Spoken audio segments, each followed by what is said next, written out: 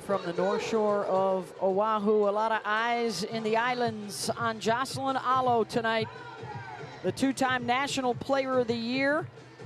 And here is the pitcher that the Sooners will face. It's Estelle Czech, the sophomore from Illinois. Estelle Czech, you're going to see a lot of rise ball, curve ball, some off speed, but the goal, Mike White, who's Texas Longhorns, is to expand the zone and try to get Oklahoma to chase more in this game. Jada Coleman to lead it off. So critical for Texas to win the first inning and then go from there. They have been just destroying people in the first inning, scoring a ton of runs all year long. They have already scored 11 runs in the first inning in their last 4 games here at the World Series, including a 5 spot on the Horns last night. There were 3 errors committed in the inning. They need to shore that up. That's been a huge difference to their success in the postseason.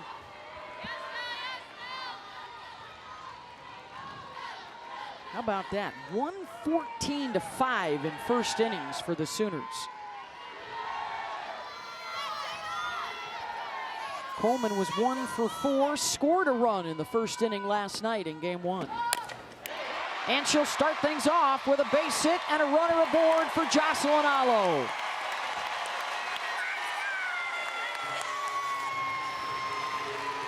Alo has reached base in her last 9 plate appearances over the last 2 games. And the question again, how do you pitch to her, if at all? Got to expand. You got to make her chase. I mean, Smitty talked about this earlier in our segment about really trying to pitch around these hitters to get them to swing at pitches that they can't drive. And if you happen to walk them in the process, that's just fine. Yeah, you have to mix speeds. You have to be outside the zone and let them almost make the decisions. If Jocelyn Alo is going to walk, she makes that decision, or she chases something out of the zone. She is hitting .733 at the Women's College World Series. The record is .750. Leah O'Brien at Arizona in 1994. So she has a chance to topple another record that has stood for 3 decades. One already different than yesterday. They threw her inside immediately yesterday. Today, off speed and backdoor curveball on the outer half. 0-2 pitch. Rise at the eyes.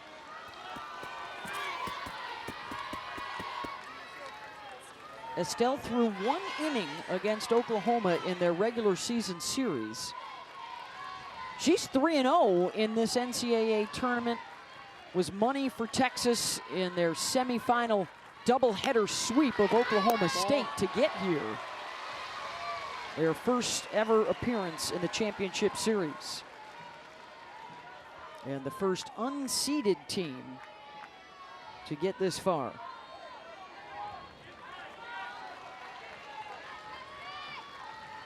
As you can see watching Czech, she is an admitted self-talker. Tries to fire herself up and stay focused. And now the count goes full, 3-2.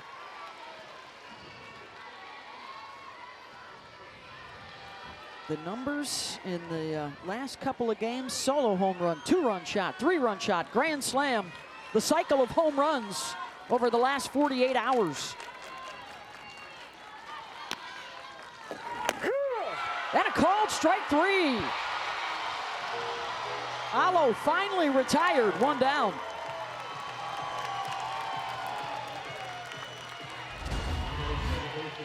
Backdoor curveball. Watch it off the plate, come back over the plate. A rare, rare freeze for Jocelyn Alo. Watch her give up on it right now. Say, no, that's a ball, but it does come back over the plate. A strikeout looking for Estelle Czech. Only her 19th of the season, a remarkable number for a power hitter, and a big get for Estelle Czech. And now she'll face Tiare Jennings. who has homered in 4 of her 5 games here at the World Series.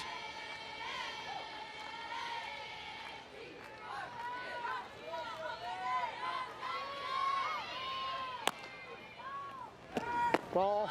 Two-time All-American from Southern California, has already, with her play here in the tournament, established herself, with Jocelyn Alo graduating as the likely front-runner for National Player of the Year next season.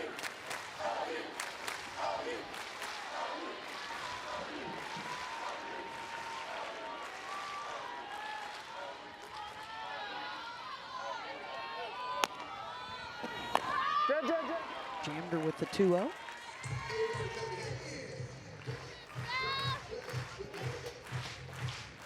.556 with the 5 home runs. That ties with Alo for the most in a World Series. And the 14 RBI, she's one ahead of Jossie in that department, the current record holder.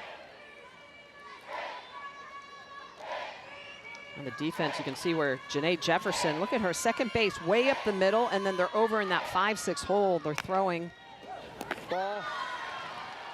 more on that off speed on the outside corner, but that curveball underneath the hands to Tare Jennings. A little different pitch makeup than what they just pitched to Jocelyn Alo. It's been pitched by committee for Texas. In fact, they used 4 pitchers yesterday, and Mike White, when he talked to Holly Rose, specifically said, we're gonna keep Estelle in the dugout. We don't want them to see her until tonight. And hoping that from the left side, she can shake things up a little bit.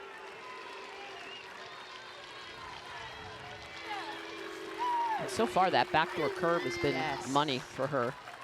She worked the curve underneath the hands of the righties, but then she works that outside corner of the plate, bending that pitch back in.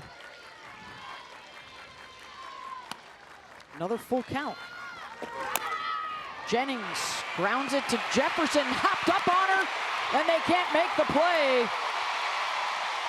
And just like last night, a shaky start for the Texas defense. E4 has 2 aboard. That's a backdoor curve. Pretty easy ground ball, but it jumps up a bit on Janae, and then the panic.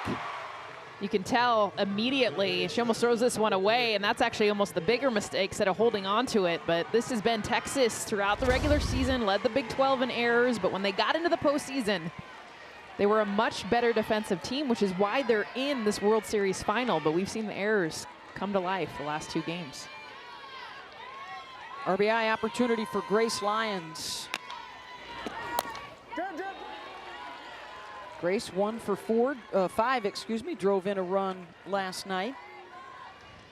On the season, the senior from Peoria, Arizona, 22 home runs, 67 runs batted in. She is the last of 4 consecutive All-Americans at the top of their lineup. First teamers. Usually you're happy if you have one of those on a program.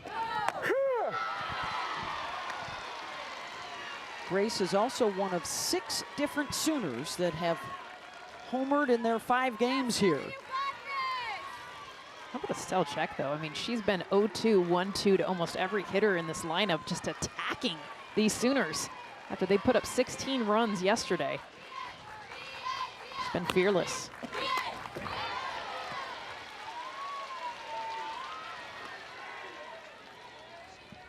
Spent last year at North Carolina State and then transferred to Texas.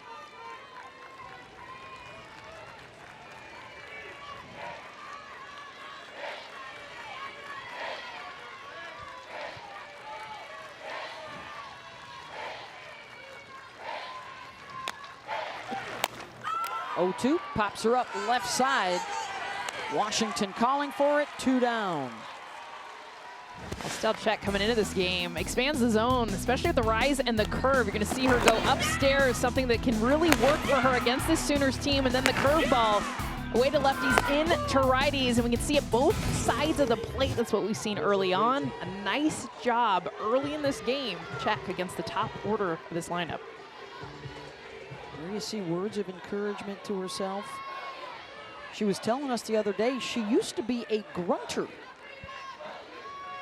And then they decided, well, let's see what happens if you don't grunt. If you're not overthrowing. And she said it actually helped her spins, Michelle. Yeah, she's not throwing through her pitches, and so it's more about spin speed instead of pitch speed. And that was late. That was right around the Washington regionals. It's funny what you find out late in the season. You're like, oh, this might help me. Let's tinker with this a little bit. When Dulcini found her changeup. Yeah. Now still Czech, changing the way that she throws, and then an effort on each pitch. And probably not coincidentally, it's when they went on their run of knocking off favorites on their way to the championship series. They do win the top of the first, and they keep the Sooners off the board.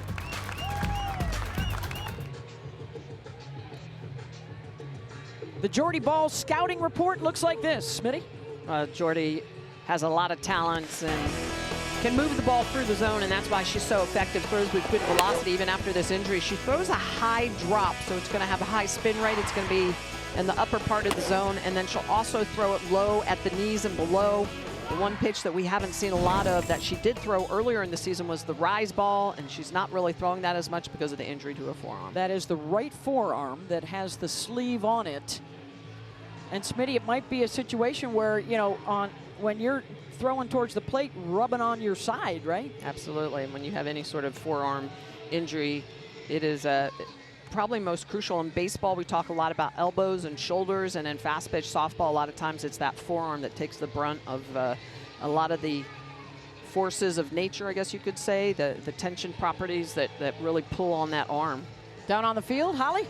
Well, guys, just to update you more on Jordy Bahl's forearm situation, you know, when she threw during a warm-up period in the second game against Oklahoma State towards the end of the regular season, she said she felt something pop. And she has kind of been limited, really didn't pitch much until 5 weeks have passed. And Patty Gasso told us when she came in the game here at the World Series, it energized her entire team to see Jordy back out there stalking and commanding like she does. She does have that forearm very heavily wrapped under that sleeve that you can see on the right arm. They are confident that she has healed. She does still have some pain, but she described it as a 3 out of 10 on the scale. Well, and also perhaps not a coincidence. This is a piece of unfinished business for Jordy, who on the season is 21-1. That lone loss to Texas back in April. That adds a little bit more to the look she'll be given to the opponent. As you know, every pitcher, just like every hitter, remembers the one that got him. She definitely knows it was Texas. First batter she will face is the All-American Janae Jefferson, looking for a breakout at bat. Spectacular in the regionals and the supers, a key cog in their lineup. She's been quiet here in Oklahoma City and did not get on base in game 1 last night to instigate this offense. This is a 400 hitter hitting a .190 here at the Women's College World Series. It just takes one game, one moment. This Longhorn team needs it now.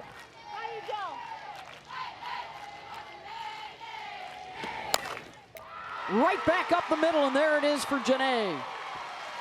Now, can the Horns capitalize? They got a first inning run last night, but left the bases loaded and missed a chance to bust it open early.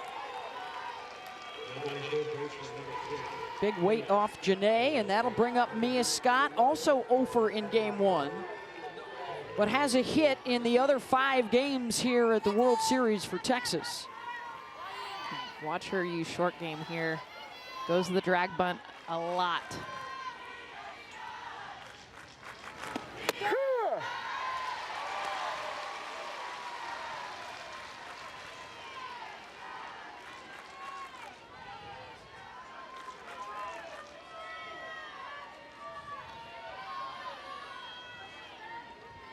Remember, the all Big 12 freshman team this year had a 4-hit game, a school record, in their upset win over UCLA earlier in the tournament, and she goes opposite, and a couple aboard early for the Longhorns. Jordy usually lives in that high 60-mile-per-hour zone. This drop ball that's elevated is in the mid-60s, and it's just allowing so far, Jefferson and Scott to barrel up the ball. Pitch a little bit sweet. And without that rise ball, it's a completely different look. They don't have to worry about chasing pitches out of the zone. They can worry about hitting that ball, right, Jess? It's moving nowhere but down, not up. Especially for these lefties. Bella Dayton, a couple of extra base hits last night. She was the lone bright spot at the plate. Sophomore out of Wiley, Texas. Smitty, that's a huge deal. I mean, Jordy Bahl not having a rise ball. If we do not see that pitch, I mean, she can throw a high drop, but if I'm a left-handed batter, give me the high drop all day long versus the one that keeps going up. Why is that, Jess? You know at some point it's going to come back down to you? Yeah, it's going to come back into the strike zone, but the toughest pitch for a left-handed batter to hit is that rise ball away, and that's why Jordy Bahl has had success against lefties. It's why Hope Troutwine had success against these very lefties yesterday.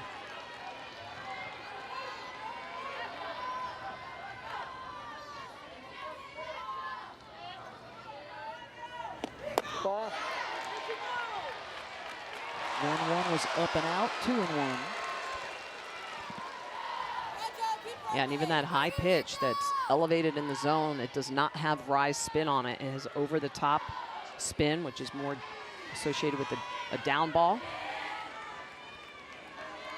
There was not a hit with a runner in scoring position in game one for Texas. They can quickly change that.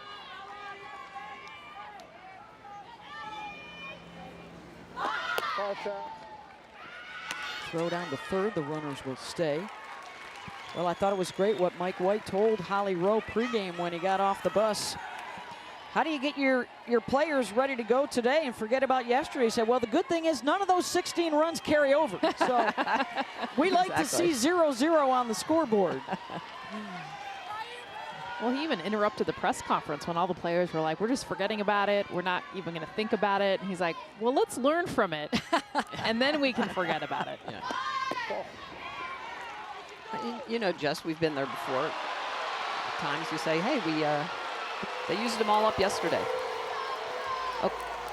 Oklahoma upset on this one because they thought there was an attempt of the bunt that was made. Said it was called ball 4, but watch her square around twice and go that second time. I think she did go.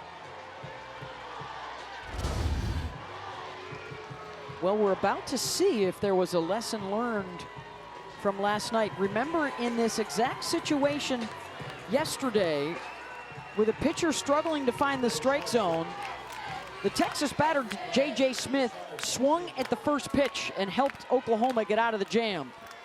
This time around, it's the 4-hitter, Alyssa Washington.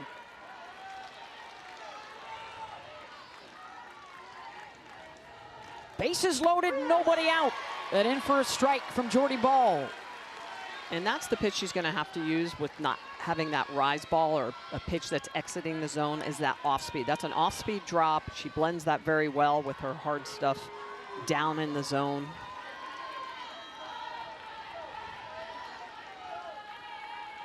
Couple of singles, a walk to load them up. Terrific speed on the bases with Jefferson, Scott, and Dayton. And Jordy responds by getting up 0-2.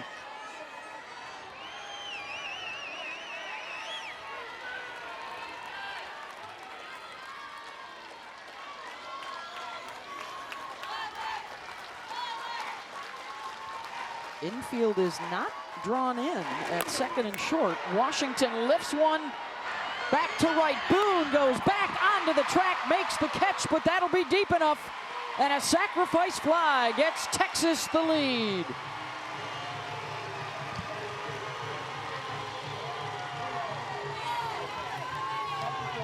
And immediately a change for the Longhorns tonight.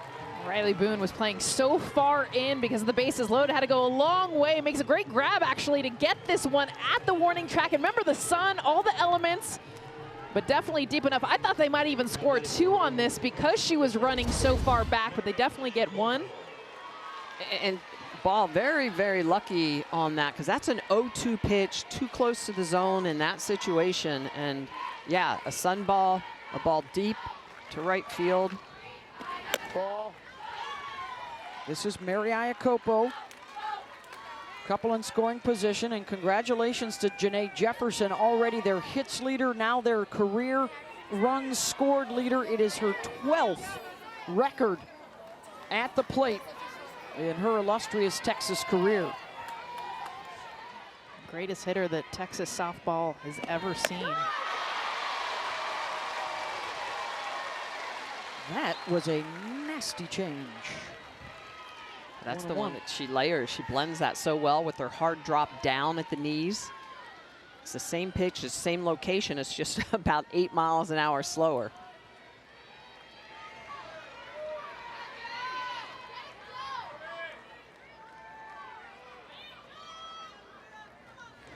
Ball. This is inside to Iacopo.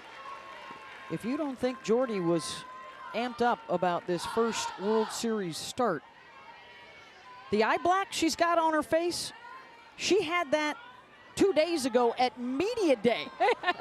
She had her game face on with the camo headband.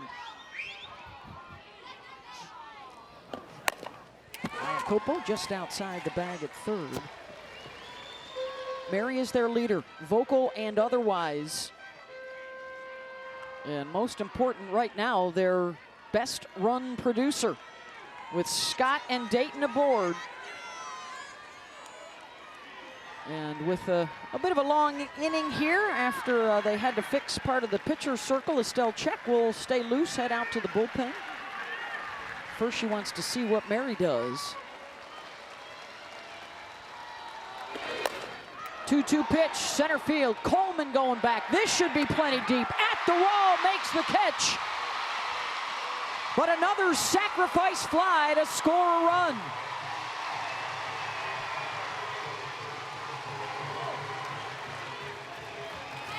That one almost got out.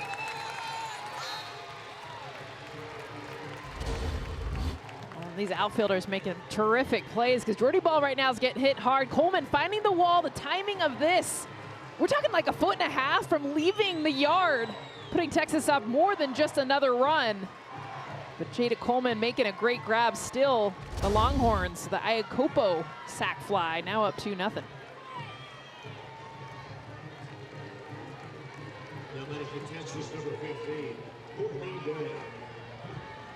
Oh, and immediately Texas already responding. 9 lobs yesterday. So not collecting hits, but doing enough damage to punch runs across the plate. Ball.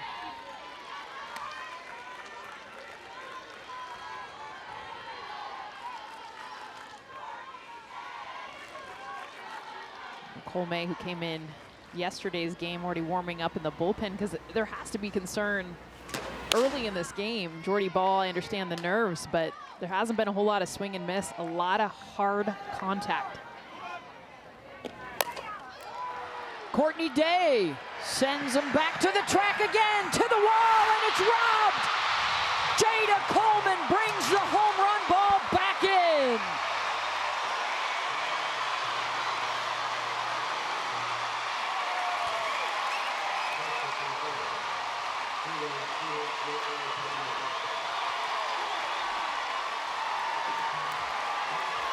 This is as good as it's gonna get for an outfielder. Jada Coleman getting back, finding the wall, the timing, get up and rob yourself a home run. She's about 3 feet over the wall. The athleticism keeping her team in this game. Let's go.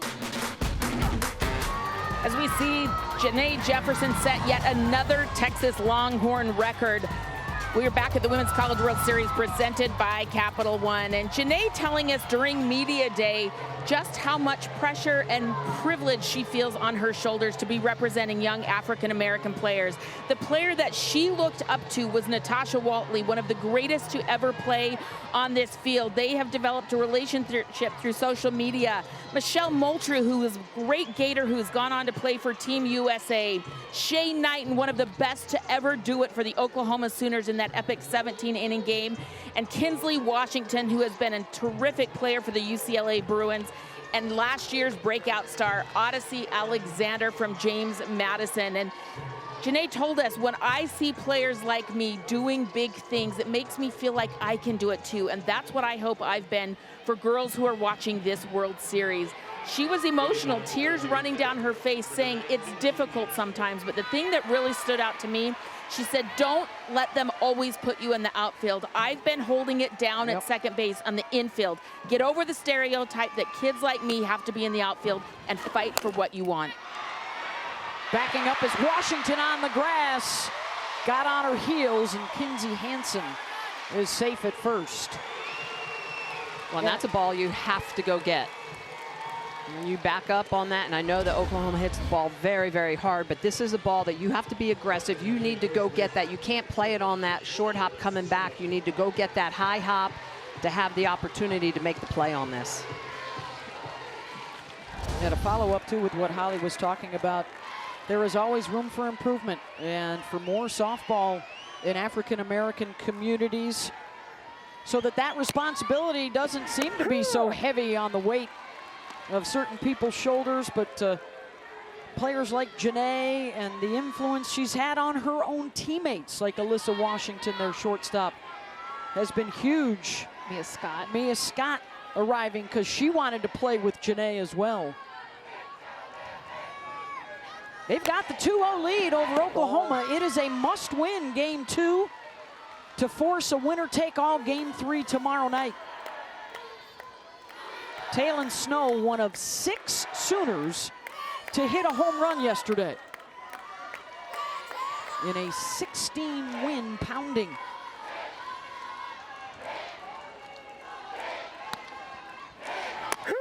Official score did rule that a hit for Hansen.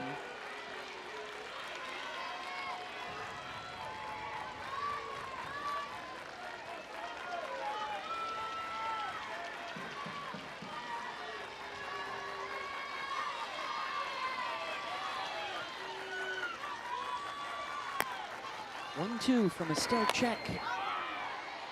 Fights off the inside pitch. Record-breaking crowds throughout this Women's College World Series. Since they added the upper deck a few years ago, over 12,000 plus. Record numbers last night, working on that again tonight on an unseasonably pleasant evening in Oklahoma City. The humidity has stayed away today. And a strikeout of Snow. One down, that's the second for Czech. Czech's been effective working the curveball along with this off-speed pitch, so she'll go backdoor curveball underneath the lefty's hands, and then she throws this flip change on the outside corner of the plate, hard to identify. And it looks like there might have been a little mix-up between Mary Iacopo. She's almost starting to stand up on that changeup. Able to get the swing and miss, second strikeout. Fouled off by Jana Johns in the 8th spot in the batting order. This is a rarity for Oklahoma and Patty Gasso, just the 12th time trailing this season, only the 5th time by multiple runs. It happened to him the other day in the first semifinal game, or excuse me, in the first game against UCLA in the semis that they ended up losing. Their only loss in the postseason. I'll tell you what, that backdoor curveball, it's been dirty. And we've talked about the off speed, and a lot of times when you think curveball, you think inside or that glove side. She's thrown it really well away to these righties. Czech telling herself, come on, come on, come on.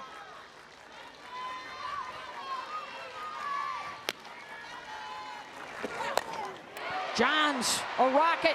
Back it goes to the base of the wall out in left center. Sliding in with a double is Jana Johns in the bottom of the order, making noise. The tying run now in scoring position for Riley Boone. Well, this is an elevated pitch that Jana Johns just goes up and gets. This is a rise ball at the top of the zone, and she just barrels that up. Great posture, great position on an elevated pitch, drives that into the gap. Sooners with runners in scoring position now, second and third with just one out.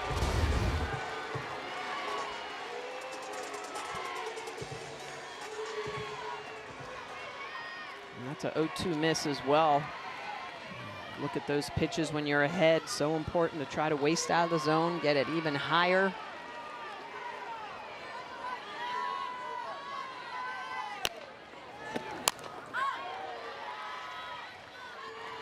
Holly, what you got?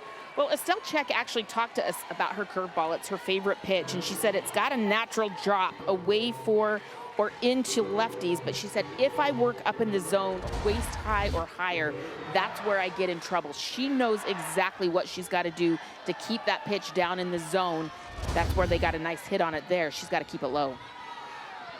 Well, or Holly, at an 0-2 pitch, it needs to be a waist. It needs to be even higher, unhittable. Change the eye level up to go back down low. Boom. They've got the runner bottled up, and the tag applied. J.J. Smith, perfect execution, run directly at the base runner, and they get the second out.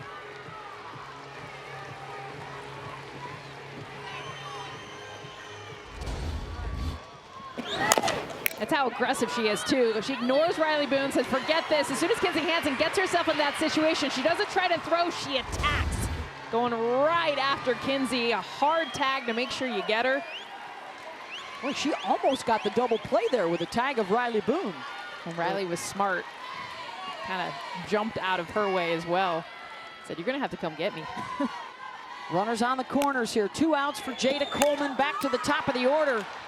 And they will get out of this without having to face Alo, who is left in the on-deck circle.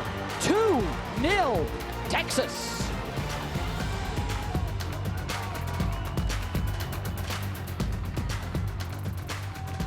Hard contact in the first inning. Of course, you're going to get your Addies to help you out. Mary Iacopo just misses one, but Jada Coleman going back, keeping this one in the yard, but it was against Courtney Day. Get up and keep it in. The emotion that we've seen from Jada Coleman helping out her pitcher, Jordy Bahl, and of course, she loves it. Both of them sharing that emotion because we know how hard the ball got hit that first inning, but it was the outfielders that had balls back to only keep it to 2-0. Saved the Sooners 2 runs there. Could have been 4-0. And now it's the bottom of the order coming up for Texas here in the bottom of the second. If Oklahoma wins tonight, they are the national champions for the 6th time and the 5th time in 9 years. If Texas wins, we're back here tomorrow night for Game 3, and hope stays alive for the Longhorns to win their first championship ring. J.J. Smith to face Jordy Bahl. First pitch swinging. Jennings tried to backhand it. Couldn't haul that one in, and Smith aboard. Base hit for JJ. Hey, if necessary, we will be back here tomorrow. Winner take all, 8:30 Eastern on ESPN. Also streaming live on the ESPN app. We were here last year for a Game 3. Oklahoma a winner over Florida State. 6 times in 16 years we have played a 3-game series. Started with the very first one in 2005, Michigan.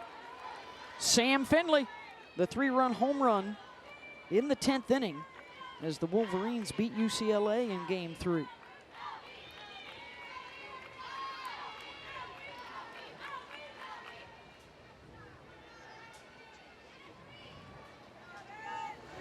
Good. 10 years ago, the anniversary of Caleb Rowe and Alabama dancing in the rain in a Game 3. That tied team, one of 2 that has beaten Oklahoma in back-to-back games in the championship series. UCLA also did it in 2019. As Texas tries to do that tonight and tomorrow.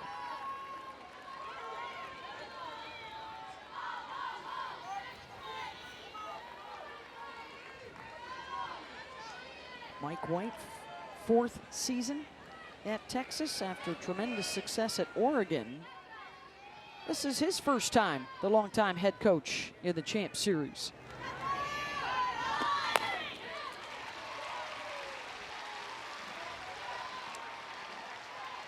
Texas athletic department, by the way, doing all right so far this school calendar year.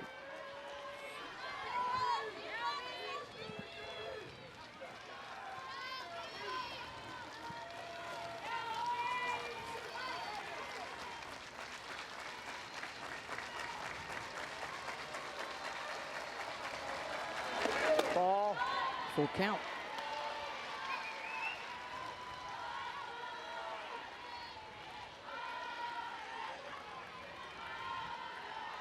Three hits already for Texas.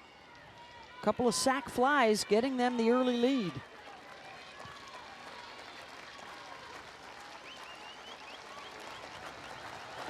Ball 4.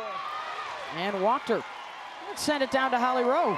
Well, what a good punch back from Texas tonight. The Longhorns trying to survive here at the World Series. And what a great season they're having this spring. 5 possible national championships this spring alone. It started with men's indoor track and field. Women's tennis also winning the national championship in the last month. How about rowing taking that celebratory dip? And men's golf also getting to light up the tower in Austin. Chris Del Conte, the athletic director, and all of the Texas athletes, what an incredible run they are having. 4 national championships, and the softball team trying to play for number 5 tonight. Yeah, Holly, it's been a remarkable run for Texas, unseeded, upsetting 4 seeded opponents and beating 4 All-American pitchers to shock the softball world and be here toe-to-toe with Oklahoma tonight. Katie Simmons in the 9 spot with a runner in scoring position. Ball up. And this is when Texas has played their best, when their backup is up against the wall and kind of embracing that unseeded, not supposed to win, no expectation. In Austin, they're calling them the heart attack Horns. They have 17 come from behind wins, 1 in the regional, again in the Super, and 1 here at the World Series in the national semifinals. Ball 2.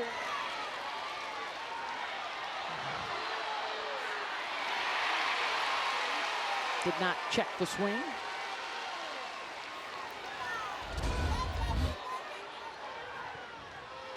Oh, Yeah.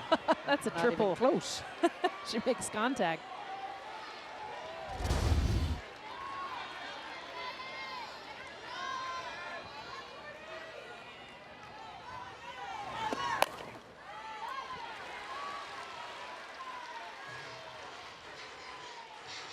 Katie, freshman out of Humboldt, Texas, just 1 for 12 so far here at the World Series. Got the best hitter on this team on deck. The idea is to have, if anything, a productive out. Get runners at second and third for Jefferson. 5 of the first 8 have reached base for Texas tonight. Well, they're definitely not fooled by Jordy Bahl's down pitch. Simmons out to Coleman. That won't be deep enough to move the runners. 1 down. And that's actually an off-speed pitch on a 1-2 count. That's a slight miss. That's elevated. She's lucky it did not get hit harder. Again, I think that we're seeing that Jordy has not really had a lot of time in the circle over the last month, so she's not quite as sharp as what we're used to seeing her. Singleton scored in the first. Jefferson coming up for the second time. And grounds it to Jennings, over to Lyons for 1, first base. Diving in safe is Janae to prevent the double play. Corona, the pinch runner, over to third with 2 outs. Well, this ball hit hard right at Jennings. Probably the best middles in the game, Jennings to Lyons, and this is how you know that Janae Jefferson knows that she has to get down the line quickly. She's sliding into first. A lot of times it's quicker to run through, but she's making an all-out effort knowing she does not want to be doubled off. First and third situation now with 2 outs. Patty wants to take a look at it. Close play at first. This is new at the Women's College World Series and throughout the postseason this year. Each coach has 2 challenges That's all you get. Even if you get it right, you don't get to keep it. And then from the 5th inning beyond, the umpires can go and check with the video review booth themselves in a tight play.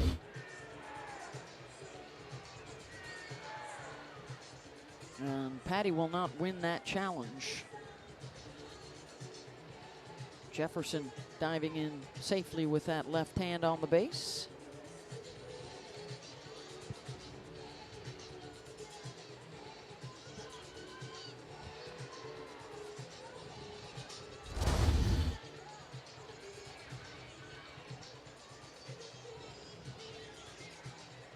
Ruling on the field was safe. It does not appear that that will be overturned here.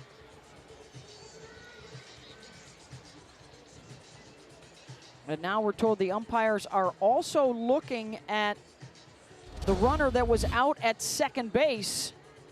She needs to get down. She doesn't. And once that throw is made. I think the question is, did she peel off enough? I'd say no.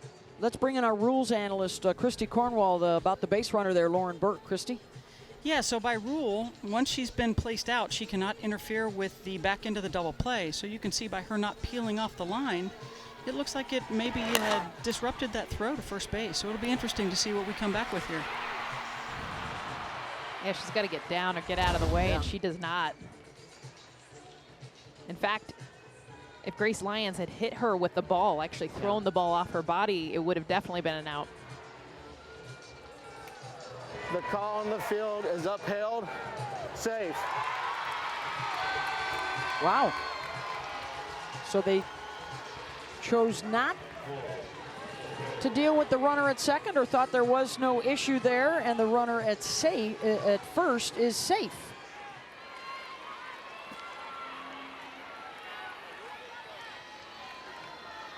Break there for Texas. So with 2 outs, runners on the corners for Mia Scott. Singled and scored back in the first.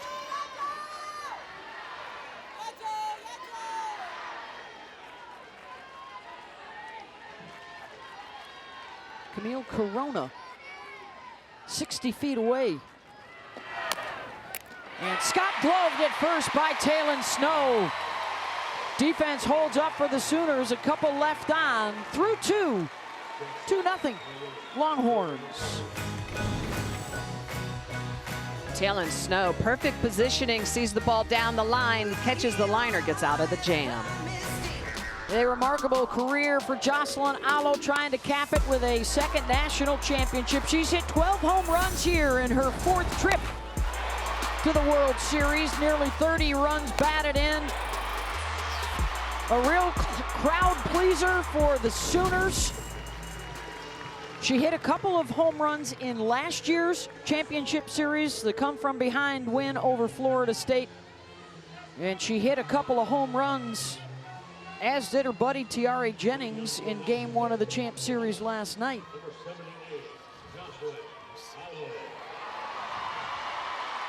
I think with the postseason that she's put together again this year, and the regular season record-breaking, the greatest slugger that softball has ever seen. You got to avoid letting her get extended. This is just yesterday. Look at the 3 pitches. She hit 2 home runs and a double against Texas. Look at the location, both middle away. You have to be able to stay away from her getting extended, whether you come way inside, you go way up, or you go off speed. Estelle Czech struck her out looking in the first. First time that Allo was held off the bases in her last 10 plate appearances. They are 2 for 2, getting their leadoff on base tonight. I see what you did there. Cute. False down. Now Pacino would be Yeah, proud. it's like, he might be a little young, though, for... I hope he hasn't seen that movie yet.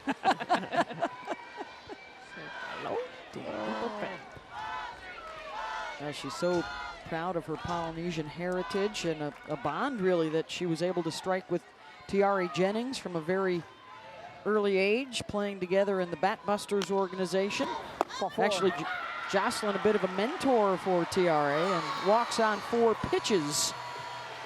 And that'll bring the tying run to the plate.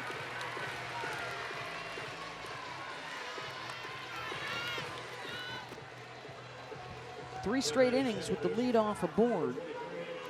Jennings reached on an error her first time up. 486 in this NCAA tournament with 7 home runs.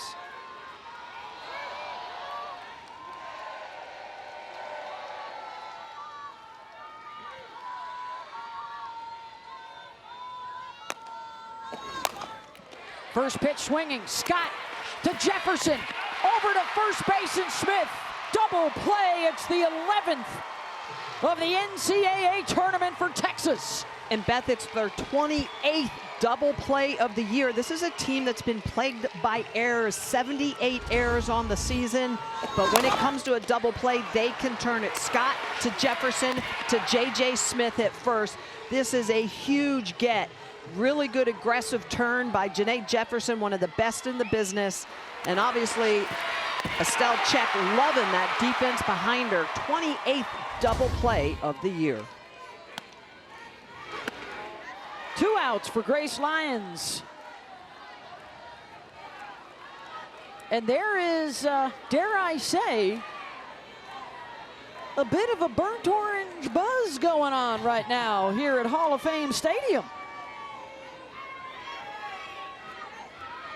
Must win tonight for Texas to force game 3 tomorrow.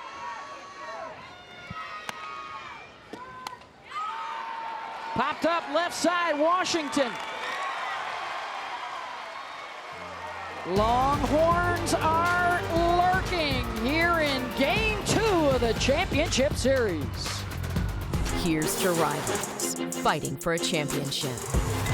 Texas is not done yet. This Oklahoma team chasing a championship.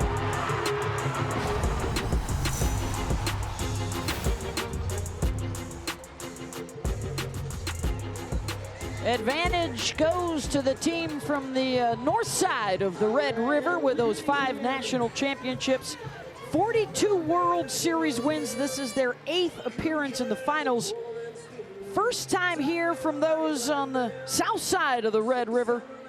The landscape has not been all that appealing of late. They have lost 25 of the last 26 to Oklahoma, but one of those was earlier this year in the regular season. And they have the 2-0 lead right now. Must win for the Longhorns as we go to the bottom of the 3rd, and they will take some swings against Jordy Bahl. Beth Mowens, along with our Olympic gold medalist Michelle Smith, Jessica Mendoza, and the Emmy Award-winning Holly Rowe down on the field. Bella Dayton to get things started. 3, 4, and 5 coming up. Watch out. Due up next, Alyssa Washington and Mary Iacopo. Their sacrifice flies back in the first inning, responsible for the 2-0 lead.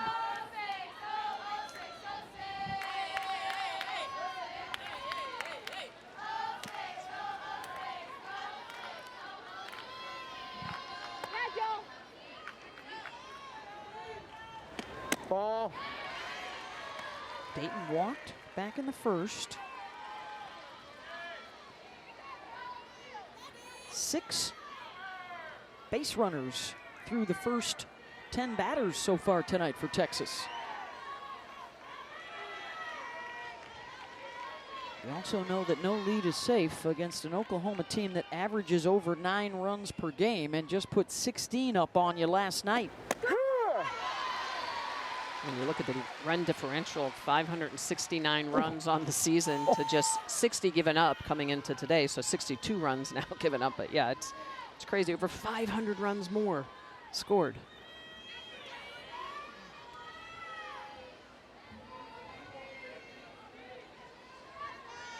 Jana Johns checks her wristband as well. All the defenders have the wristband, not just the pitcher and catcher, so they can adjust defensively. Ball.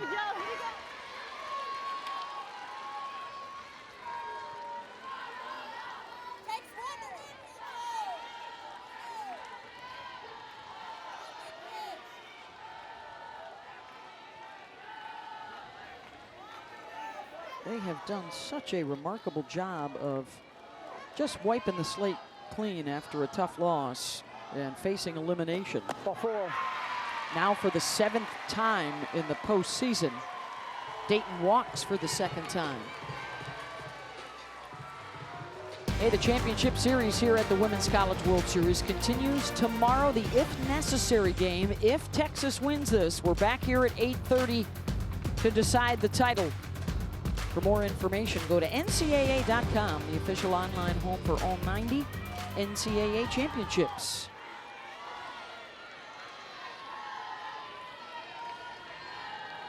Alyssa Washington. First pitch swinging, that's outside the bag, foul. Has shown an ability to come through in big moments. And often for Alyssa, it's with her dad in mind. Lost her father Osiris last summer. A huge influence in her life and her softball career. Wasn't even sure that she would play this season. And here she is, a huge part of their success. Holly? Well, that's right. He passed away in August, and she was so devastated. She would go through practices and couldn't get through them because she was crying. And finally, she just decided that she had to play for his memory. He was always by her side. She wears a beautiful bracelet around her wrist in honor of organ donation. And she said he was such a good man that even in his death, he was helping others. And her teammates have rallied around her to make sure she feels loved and supported. She tweeted out recently, "I know my dad would be proud of how I've been playing at the World Series. Daddy, this is for you." Doesn't get the call she wanted there, and the strikeout for Jordy Bahl, 1 down.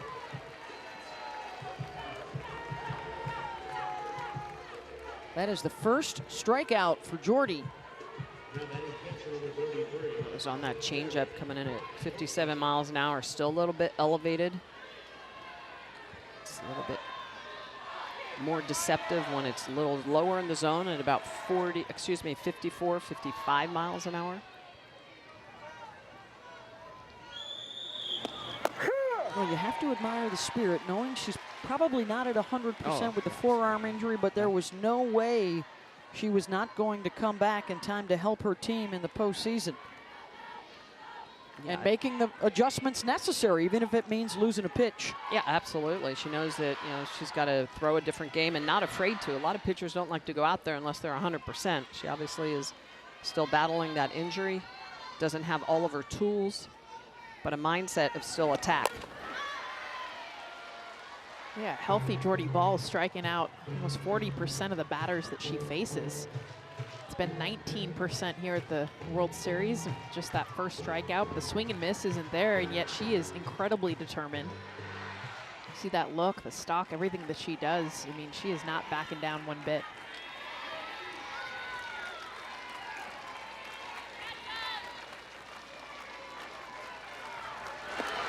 Oh-2 to Iacopo. Lions to second for 1. Over to first. Double play, Oklahoma. Off the backhand of the Big 12 Defensive Player of the Year, Grace Lyons.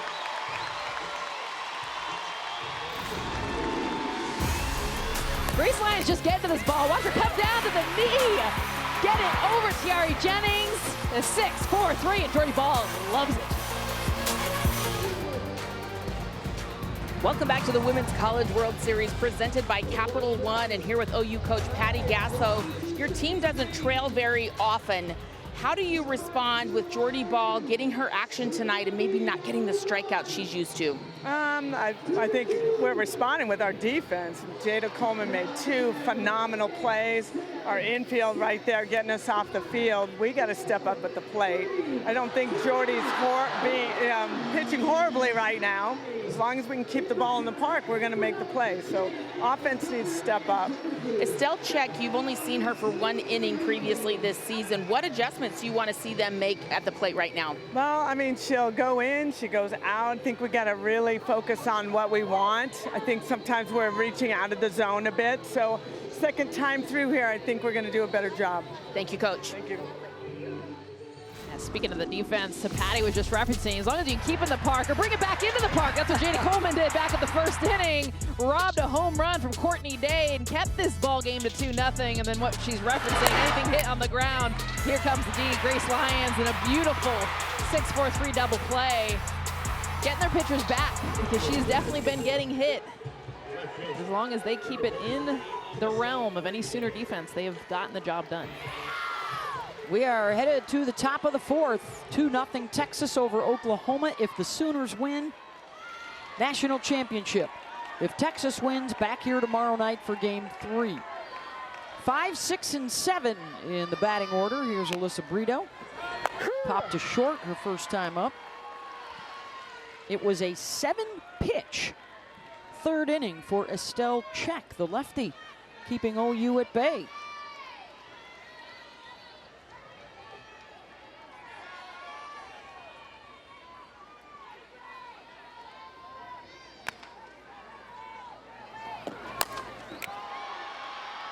Brito with Simmons in foul territory, can't quite get there.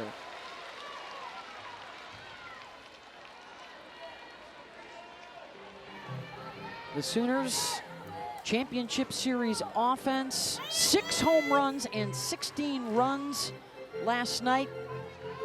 Not quite there yet here in game 2.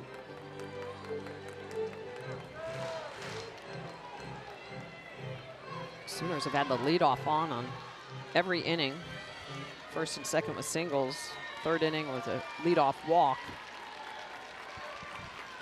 The 2 big guns, Jocelyn Allo, Tiare Jennings, have each reached once on a walk and an error, but no hits for those 2 yet. A strikeout of Allo, and Jennings hit into a double play after they each hit a pair of home runs off of Texas pitchers last night. It's kind of what we alluded to. I think you have to pitch around the zone to them if they choose to swing at it and pop up, or do they choose to not swing and potentially walk? I think. Brito goes the opposite way, and right center, she'll try for 2, and she's in there. Extra bases for Alyssa, and again, the tying run will come to the plate.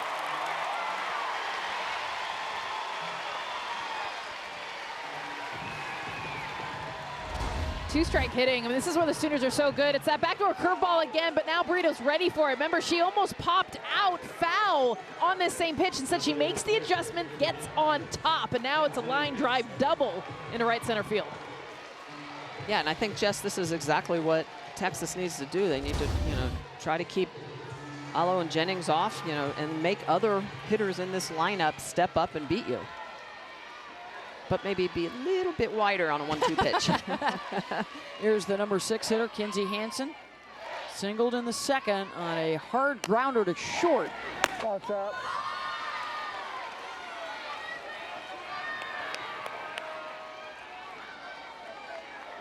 All 4 innings, the leadoff on base for Oklahoma.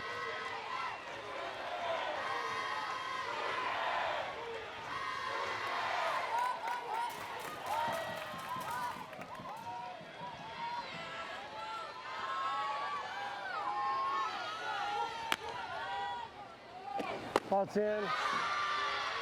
Sooners 58-3 on the season. They have been number 1 since day 1. The only losses, Texas, Oklahoma State, and in the national semifinals, a loss to UCLA before bouncing back to win and get into the Champ Series.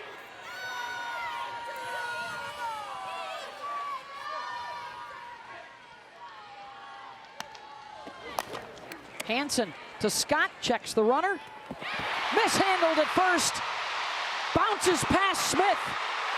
And Oklahoma diving in safe at the plate is Brito, and they are on the board.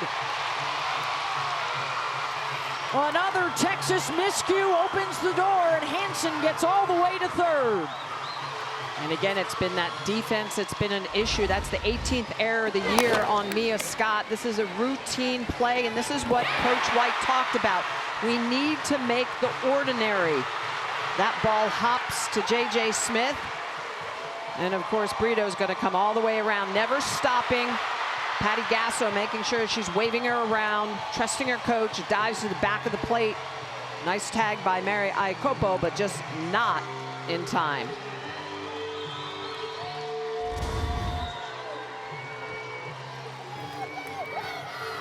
Double by Brito, and she comes in to score on the error charge to Mia Scott. And now the tying run is at third. Go ahead comes to the plate. Ken Singleton, their infield coach, out there talking through to the infielders as Mike White has the battery. And you look at the record that they've got with no errors, 26-2, that one tie, but 21-19. And they at least make one. And I'll tell you what, it's rare that they have one, because when the errors come, it's usually in multiples for the Longhorns. 79 now on the year.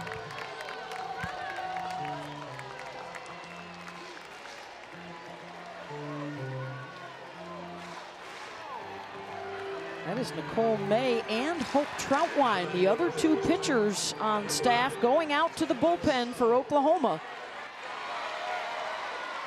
Chance here to tie it or take the lead. It's Taylon Snow, struck out on a changeup in the second.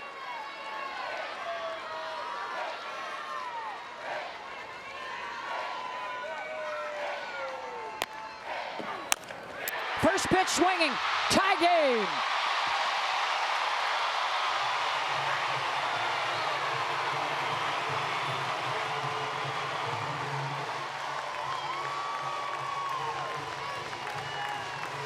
Aggressive swinging from Oklahoma. Taylon Snow, after striking out first pitch, she comes out. She's looking low away. She's trying to be a little bit later because it was the changeup, the off speed. She struck out on. Beautiful look right up the middle. Check coming in. Ball going out. And this game's all tied up. Home run last night, the RBI single tonight for Snow. And now she's the go-ahead at first base. Still nobody out for Jana Johns. Yeah, and you can tell Estelle Czech getting a little rattled. That was supposed to be a curveball on the outside corner. You could see the way that Mary Iacopo starts to set up on the outside. That ball goes right down the middle. And that's where she has to get those locations back, because when she was spot on the corners and using that off speed, she was really good. Look at where Mary set up. It's supposed to be outside, so that's a curveball that should enter and exit the plate very quickly, and instead it's just living right over the middle of the white and gets peppered right back up the middle.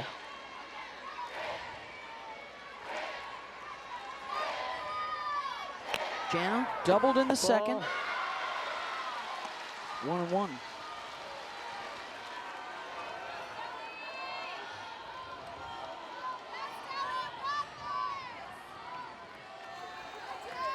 And that's the hard part for a pitcher, right? A couple of defensive errors behind you. It's hard not to get rattled, and you know, you start thinking and spinning, and you just got to go back to those locates. Well, it's hard enough to get any Sooner batter out, so you're getting mishits, and then the outs aren't coming from them. You know that the hits are going to come. That's just absolutely certainty, but you can't give free passes.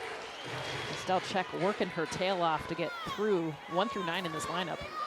And second time through the lineup, like Patty Gasso talked about, adjustments, and you know, it's hard enough to get them out when they're given their 3 regular outs. You give them 4 and 5, and it's just tough. And back to your point too, Jess, Katie Simmons down that right field line. That ball probably could have been caught. She floated to it. It goes off of her glove. She doesn't catch it. And then you have Brito come back and have that double. You know, just, it's all those little things. You want to win a national championship, you got to make that catch. You want to win a national championship, you got to make sure that curve is not through the middle of the plate.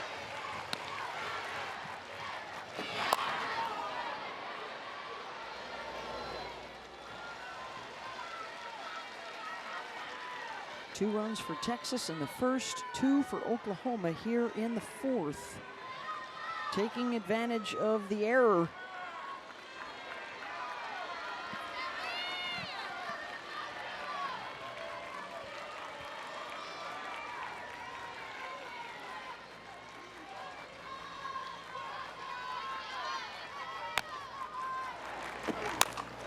Johns to Washington, over to Jefferson, to first base Smith, then another double play. Second of the night for Texas, 2 down. And this is all about positioning. This is a Texas team that at times they struggle with the ordinary, and you give them the extraordinary, and they have been stellar. Their 12th double play of this postseason hit hard right at Washington to Jefferson to Smith. Look at how clean this is from Washington, no step. Jefferson, back of the bag, step backs, and just jams the ball, snaps it down over to JJ. And of course, Czech loving the defensive plays behind her when they're getting those outs. What a roller coaster ride for Texas defensively. We talked about the errors, but that is the 7th double play of this World Series that ties the record.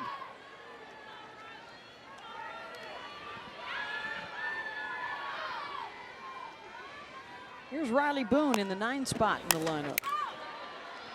Washington back on the grass, got it. Couple of runs across, we are all even in game 2 of the Women's College World Series Championship Series. The emotion for the Sooners, a win away from a title. And after trailing early, they are right back in it.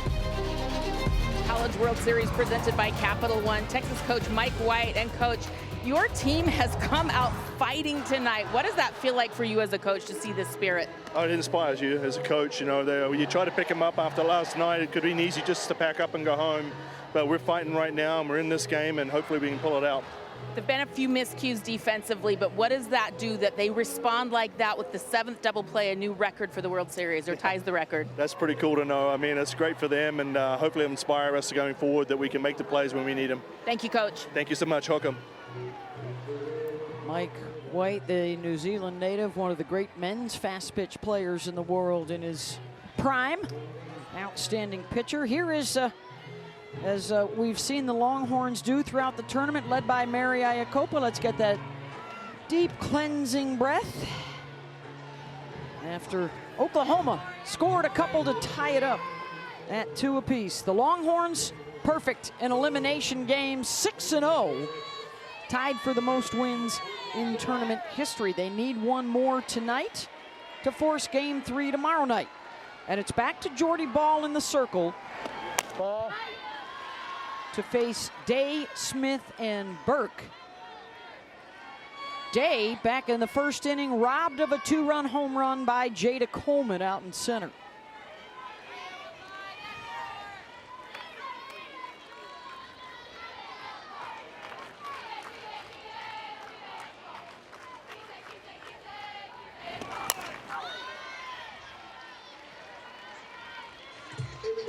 Courtney Day's had 3 home runs already here at the Women's College World Series, swinging a hot, powerful bat. Jada Coleman said, nope, not getting a 4th one. Went back, timed this one, brought it back in. This would have scored 2 more and made it a 4-0 game. Instead, it ended the inning.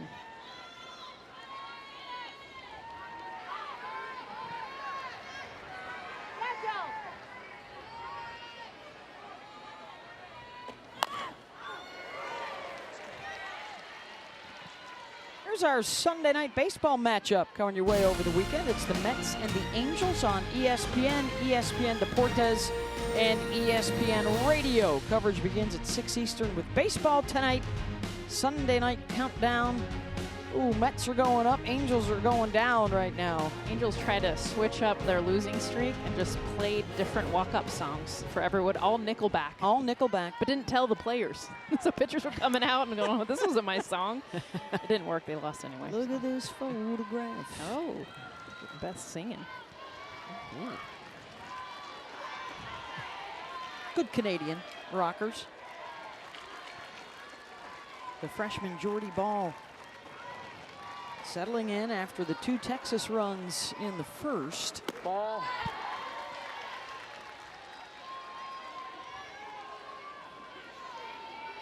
Jordy trying to join a select list. It's 7 different freshmen over the 40-year history of this tournament that have won the championship final or the last game of the championship series.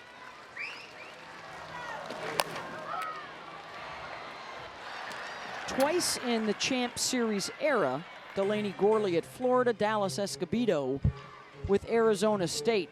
All the others, UCLA Bruins, Amanda Freed, Heather Compton, Tiffany Boyd, Lisa Longacre, and Debbie Doom back in 1982. It's another Debbie Doom reference. Can't say her name enough. Pretty good to step right in there and in your first season lead your team to the championship. 2-2 today.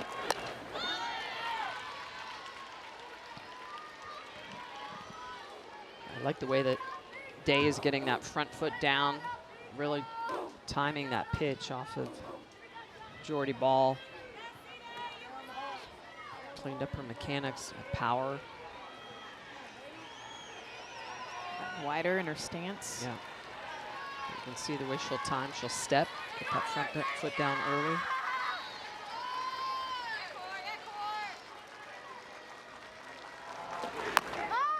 Day. Brito has a beat on it. One down.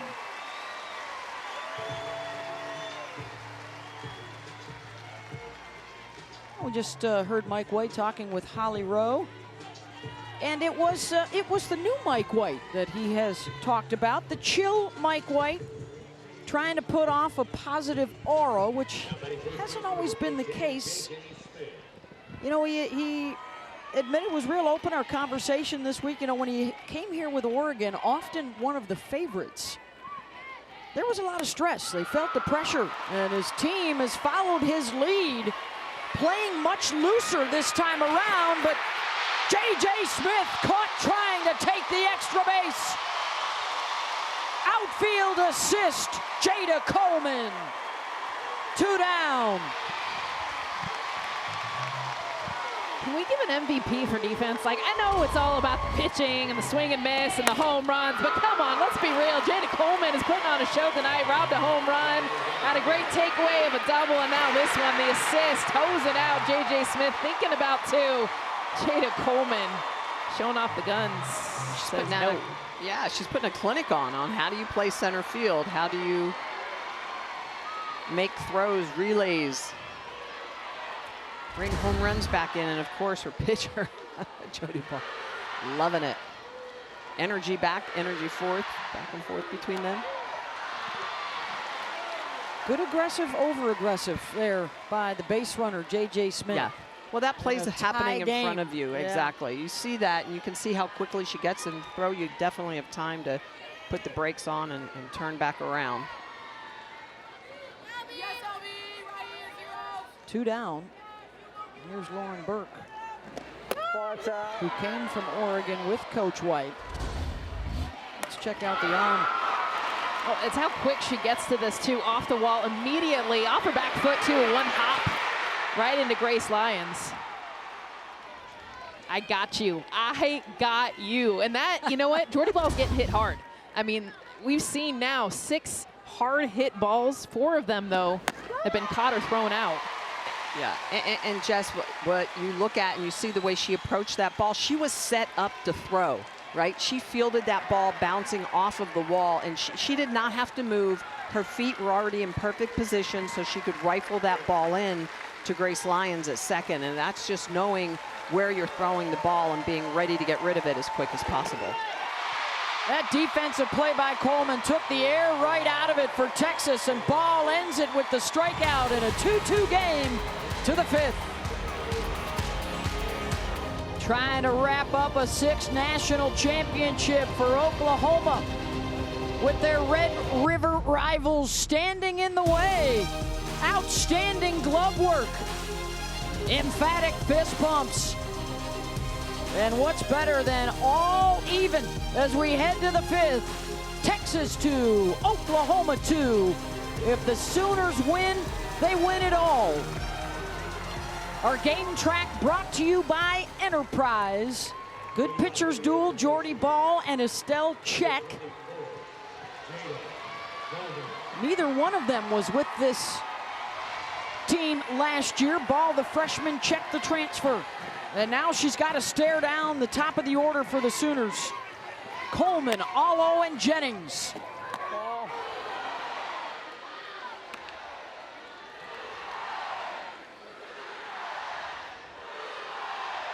Coleman singled in the first, popped up to short in the second. Czech was able to work out of a jam. How about this crowd right now?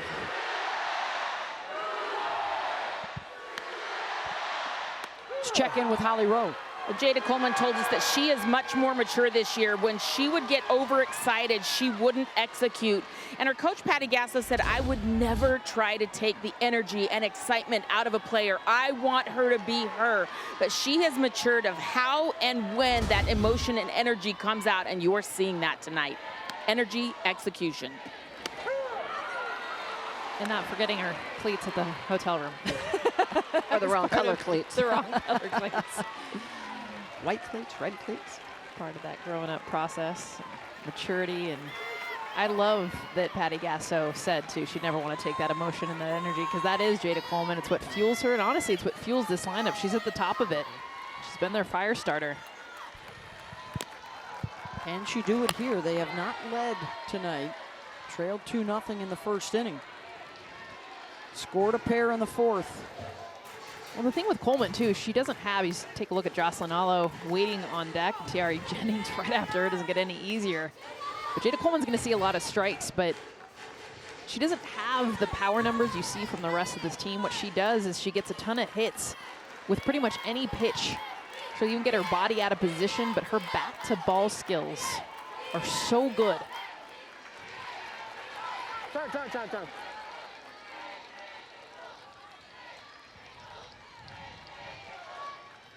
It's a .590 on-base percentage. She knows how to walk. She knows how to get on base. Chops that one out to left center, and coming out to make the catch, Bella Dayton. One down. And this has kind of just been a center field show. We've seen it from Oklahoma and Jada Coleman, and now Bella Dayton giving her a taste of Jada's own medicine, coming in hard, calling it the entire way, comes down to the slide to make sure that she's got it. Estelle Czech, yes. And here comes Jocelyn Allo, #1 all-time home runs, #2 all-time runs batted in. And will become the first player in history this season to bat .500 and hit 30 home runs. Struck out in the first, walked in the third.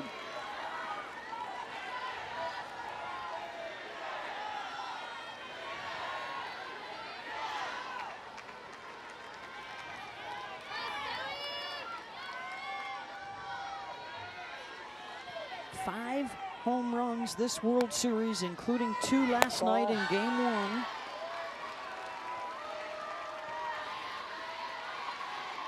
Her home run total now up to 122. The old record was 95. Former Sooner Lauren Chamberlain.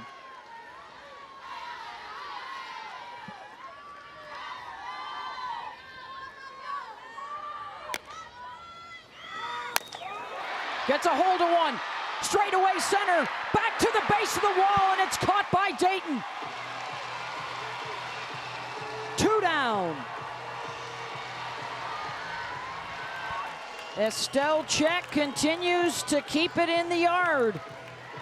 Oh, amazing sequencing, too, of pitches to get to the changeup off the end of the bat. And by the way, this isn't off the end of the bat for Jocelyn Allo. How about 220? Probably the last 2 inches of the bat she hit that off of, a little bit out front. The power still showing up, even on a miss hit. Tiari Jennings.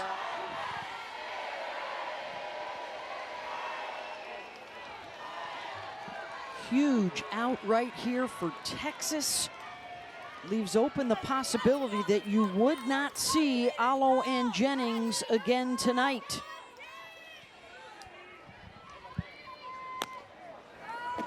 Ball.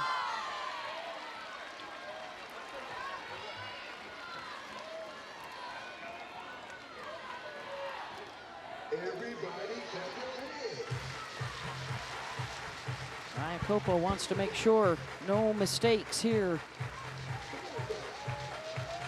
Pitch count is fine.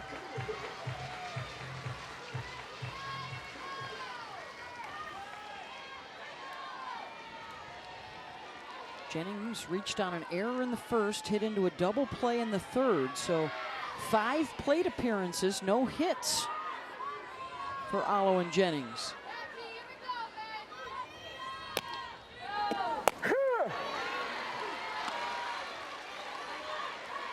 And that's where Estelle Czech has been very exact on those edges to both Allo and Jennings. That backdoor curveball in the outside corner, she's been really good with that, starting that in the river and really coming into the back door of the strike zone. These two were on base 9 times yesterday and scored 8 times. Had, what, 4 of the 6 home runs?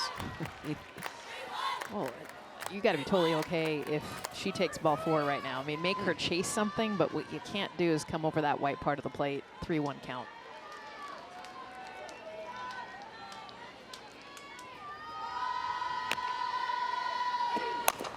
Jennings back up the middle, base hit. Her first of the night, a 2-out base runner, and that puts the go-ahead on for Oklahoma with Grace Lyons, the number 4 hitter, coming up.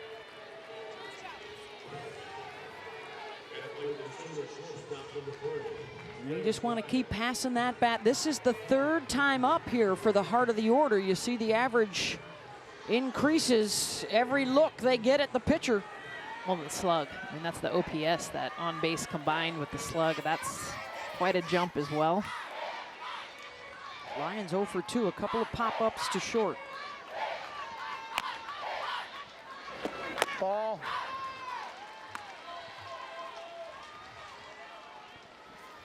There's no time to take a deep breath. You get through Allo and Jennings, even if they haven't left the yard, because Grace Lyons, the 3 of those hitters together, have over 50% of the home runs.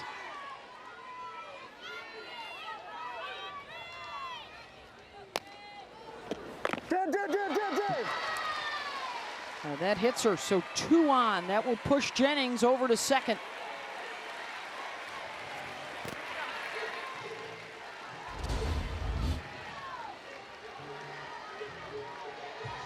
Curveball in the inside corner just starts that a little bit too far in.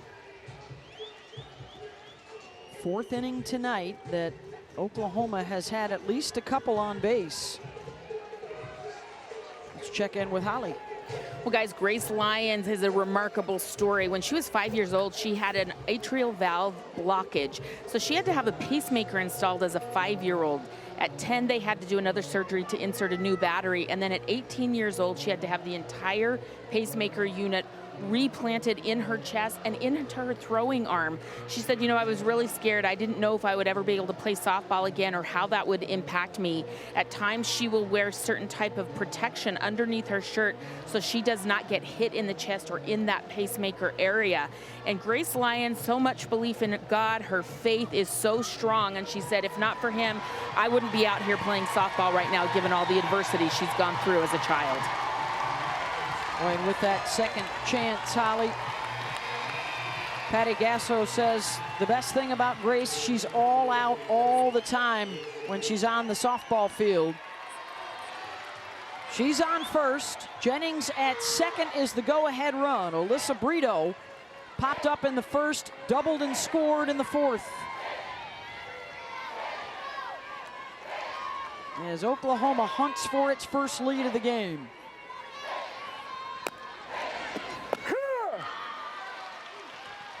Czech comes in with a strike.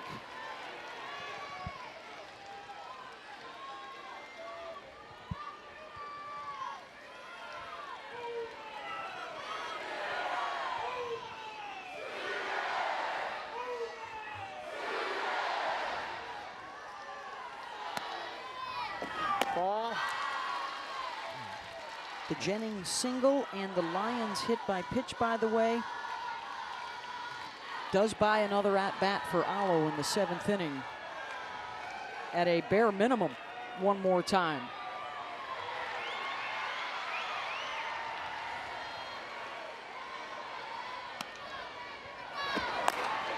Brito ripped down the line, fair ball, that's extra bases, and that will give Oklahoma the lead. Jennings comes in to score, 3-2 Sooners. And you can tell that Czech is getting a little bit tired. This pitch left over the inside part of the plate. That's supposed to be a curveball, a little bit more inside, and it's just left over the white, and Brito just does a good job of driving that right down the line. Terry Jennings, with all that speed, easily going to score from second. A huge RBI double for Brito to put the Sooners on top.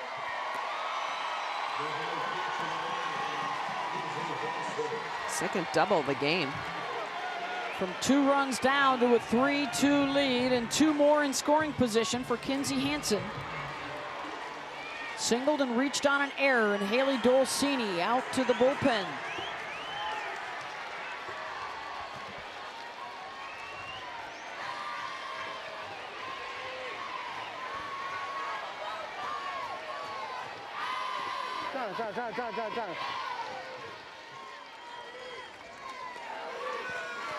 Let's send it down to Holly.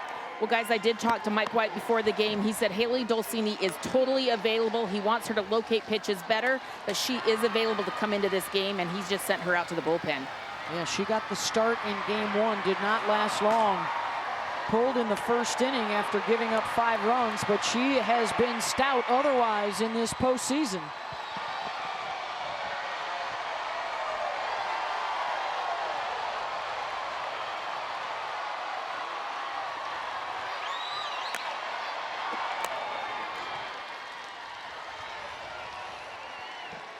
To Kinsey Hansen. Junior from Norco, California. Fabulous World Series last year.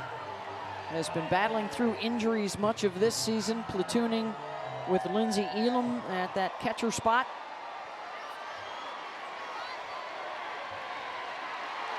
Lions at third, Brito at second.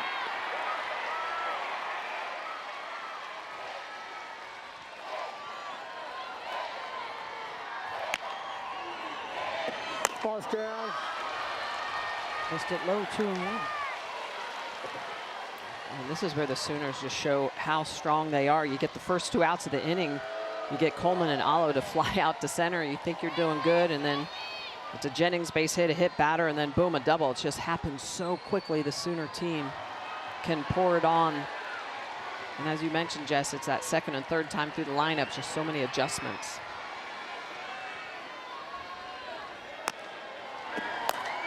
Hansen gets a hold of it, way back and gone.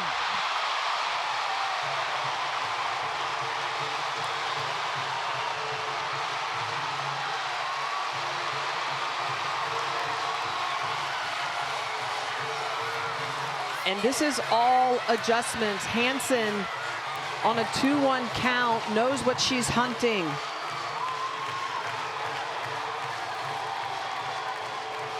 And the Sooners just continue to know how to boom. They are just so smart at the plate. This is a curveball that's a little more up in the zone, but again, an account that you've got to make this pitch a little bit more on the hands, a little bit more inside. And Kinsey Hansen, who has struggled this year, lifts this ball out of the yard. A huge 3-run shot, and Patty Gasso loving it. 7th different Sooner to hit a home run at the World Series, and for Kinsey Hansen, her first home run since Texas back in April. Just her 8th of the year. I mean, she was in double digits last year. So as a huge hit, almost a sigh of relief from her. A 2-run 4th, followed by a 4-run 5th. Base hit, Taylon Snow. And the hit parade continues.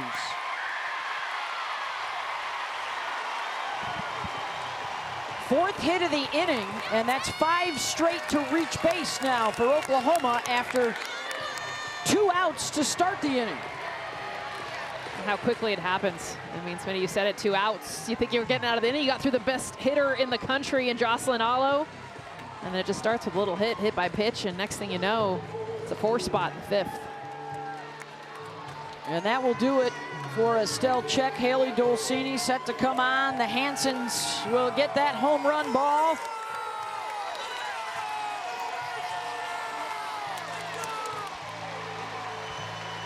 And they have the lead, trying to go back-to-back to win national championship. 6-2 here in the 5th.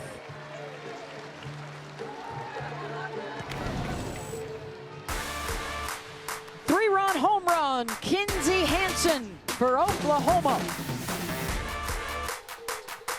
New Texas pitcher is Haley Dolcini, the senior out of Ferndale, California, and she'll go from the right side. Czech is out, the left-hander.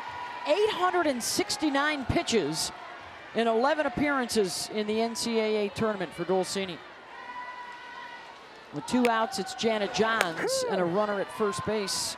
4-run 5th inning for Oklahoma to break the tie. 4.2 for Czech, the 9 hits. Only 4 of the 6 were earned. The latest blow, the 3-run home run from Kinsey Hansen. And there's Jefferson with the play at second. Side retired to the bottom of the 5th, and now Texas in a must-win situation with work to do. We're on 5th inning for Oklahoma, and they have the 6-2 lead. The win right now would be the freshman's Jordy Bahl as it stands. 4 innings of work, 4 hits, a couple of earned runs, and she is lifted here in the 5th for sophomore Nicole May. Her 3rd appearance in the World Series. She started against UCLA in the semis and took the loss. Only lasted a couple of innings and gave up 2 home runs to the Bruins. And an interesting move here for Patty Gasso to make the change. Jordan Whitaker is the pinch hitter in the 9 spot. Yeah, I really thought when Oklahoma got the lead, they would go to Troutwine, to Hope Troutwine, to protect that lead.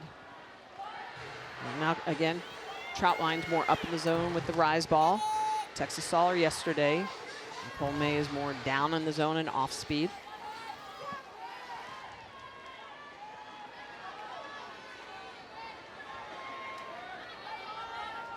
Former California Prep Player of the Year coming on here for Oklahoma. And for the first time tonight, Texas trails. They led it 2-0, 6 unanswered runs. They led last night 1-0, and then it was 16 unanswered runs for OU.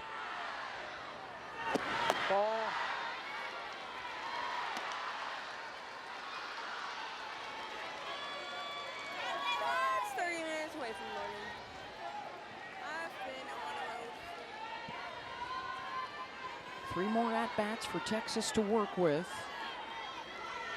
Top of the order is coming around on deck with Jefferson and Scott. Change up in for a strike, 3-2.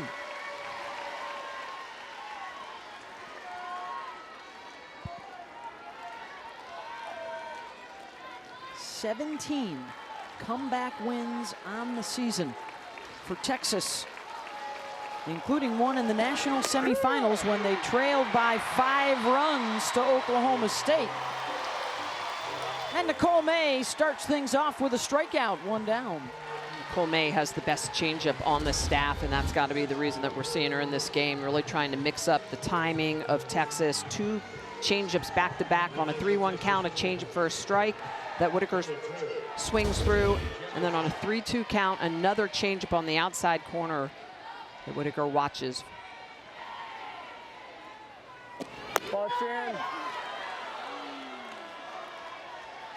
Jefferson 1 for 2, singled in the first. That moved her up into a tie for 7th place all time with former Tennessee All-American Lindsey Schutzler.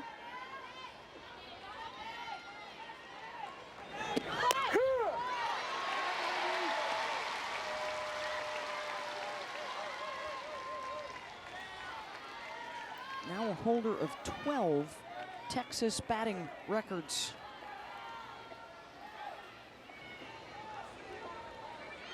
Top of the order, they're the ones that started the rally back in the first when they scored both their runs.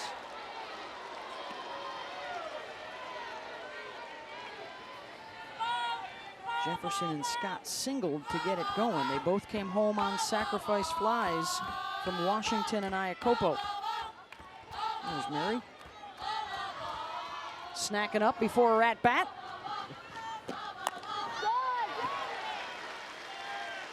A little sugar, a little adrenaline going.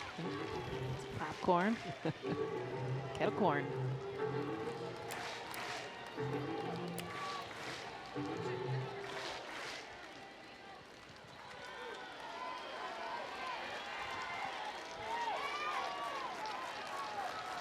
Two pitch.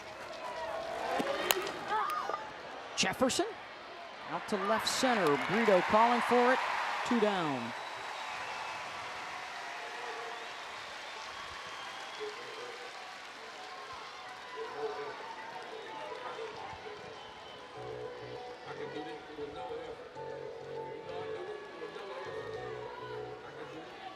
This Oklahoma dynasty over the last decade, their 10th World Series, 4 national championships. This is their 7th time to the finals. How about the last 2 seasons with a record of 114-7 under Patty Gasso? They're trying to go back-to-back for the 2nd time and win a 6th national championship with a win here tonight.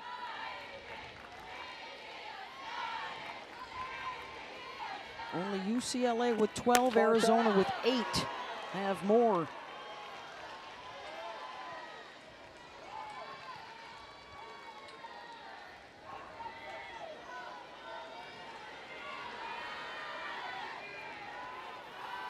The Jocelyn Allo era coming to an end. Will it be on a high?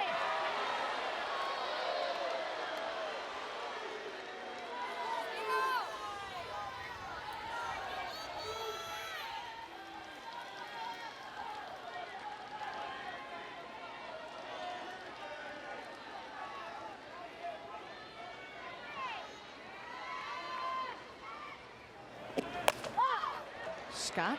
Brito coming on, makes the catch. The outfield play exquisite tonight for the Sooners. Robin hits and home runs. This is such a tough ball because it's right on a line and then it drops off a table. Listen, Brito, not only the jump, but being able to get underneath to make the grab. Nicole May is so fired up. The greatest to ever swing a bat in college softball, Jocelyn Allo, the career home run leader. 3 seasons of 30-plus home runs. And she will finish up the season the first ever to hit 30 and bat 500. Doing it all for the Oklahoma Sooners and trying to close out her career with a 2nd straight national championship. The numbers impressive. The only record she's going to leave behind, probably that RBI record, is this may be the last time she comes to the plate for Oklahoma. She is due up 3rd in the inning with a 4-run lead in the 6th inning for the Sooners. They win it. They are the national champions.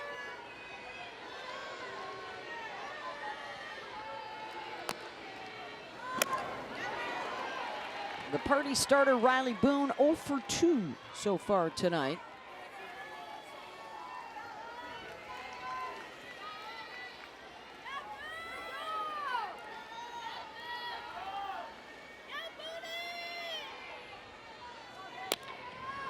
Ball's down. RBI single for Talon Snow, RBI double, Alyssa Brito, and then the 3-run blast off the bat of Kinsey Hansen after they fell behind 2-0 tonight.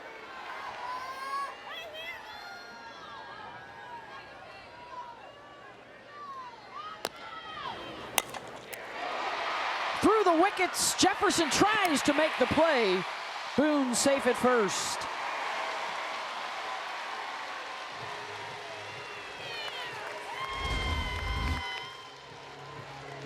Love the effort, too. I mean, this is right off Haley Dolcini's inner shin, but Janae Jefferson, the dive. Of course, Riley Boone, the speed. No way she was going to get her out, but you got to love the effort. Just getting to that. Just to your point, I think if that's anybody other than Riley Boone's speed, she makes the play. It's incredible. That'll bring up Jada Coleman with Alo on deck. Jada singled in the first. Popped up and flew out. Box in.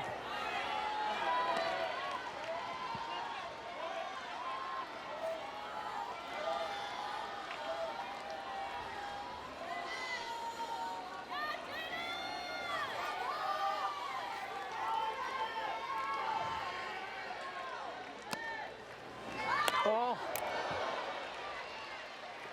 Boone will move over to second.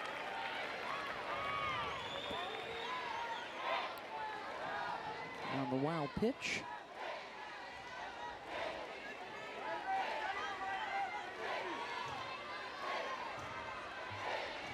Third batter that Dolcini has faced after she got the final out of that 5th inning. Back out for the 6th. 6 more outs for the Texas Longhorns to work with.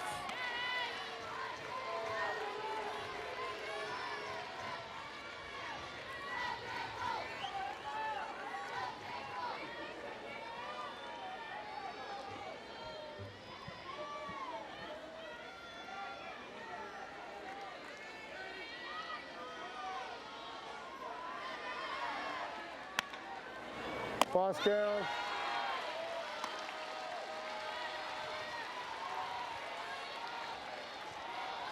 Three and 1. The last time Dolcini and Alo got together in the 1st inning last night, Jocelyn hit a home run.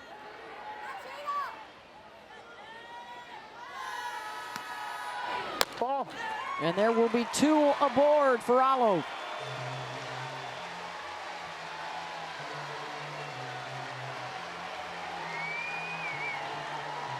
And perhaps her final career at bat. Dad Levi says time to eat. Not sure she's going to get a pitch here.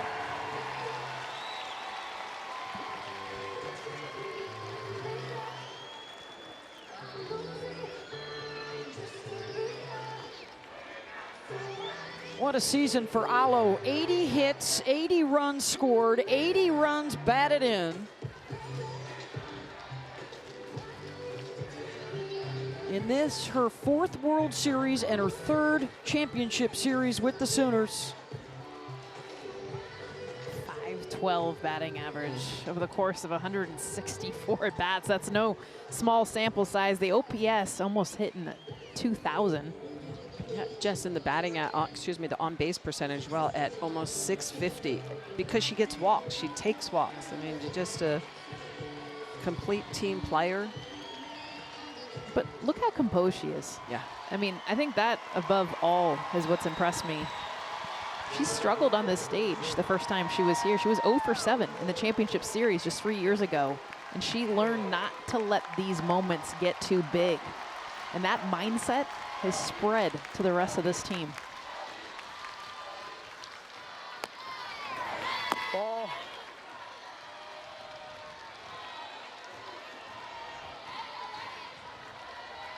On the 2 home runs that Alo has hit off of Dolcini have been inside screwballs. They start her off on the outside corner.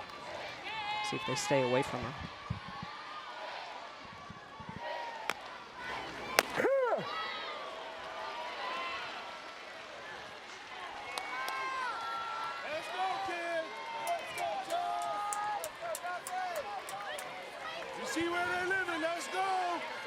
You see where they're living. Even Dad knows. Alo through the glove of Washington. It was hit so hard, and the bases are loaded for Oklahoma.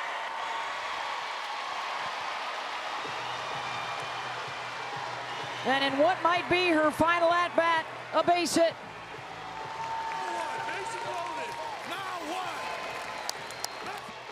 And they are loaded for Tiare Jennings. You heard Dad. Low and away is where they're throwing me. I'm gonna look there, hit this one so hard. Almost takes out the glove of Washington, who was already looking to turn that double play. They had Boone at second base as well.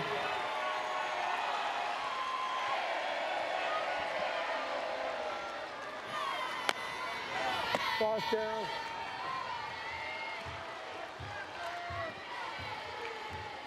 Jennings reached on an error, hit into a double play, and singled in that 4-run fifth. They already have 3 grand slams in the World Series.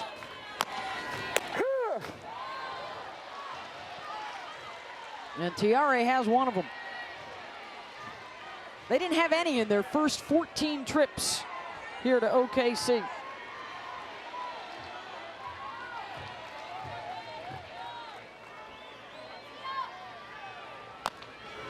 Ball. Jennings and Janet Johns grand slams against Northwestern in their opener here on Thursday.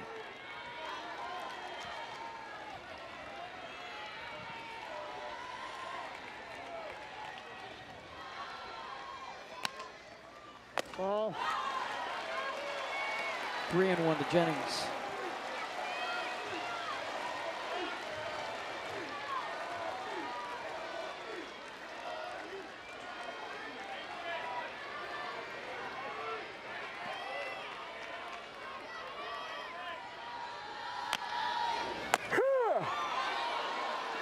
Full count.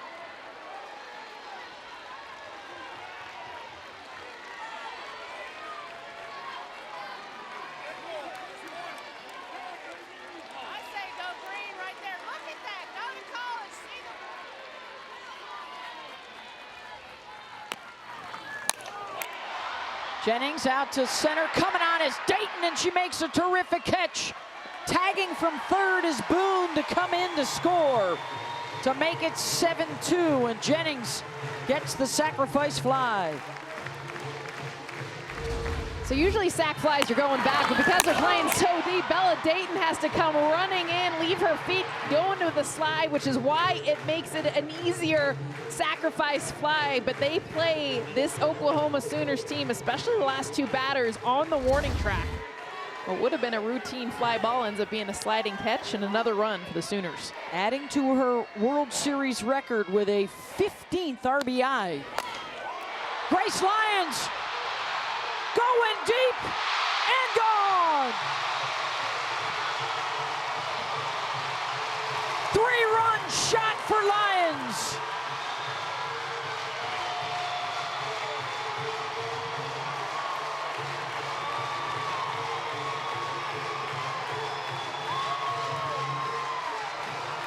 And just like that, the Sooners can continue to pile runs on. Grace Lyons protecting Jennings, who protects Allo. Those 3 hitters alone have over 50% of the home runs for the Sooners. First pitch swinging on an elevated screwball. This 3-run shot gets out in a hurry. That is her 23rd home run of the year.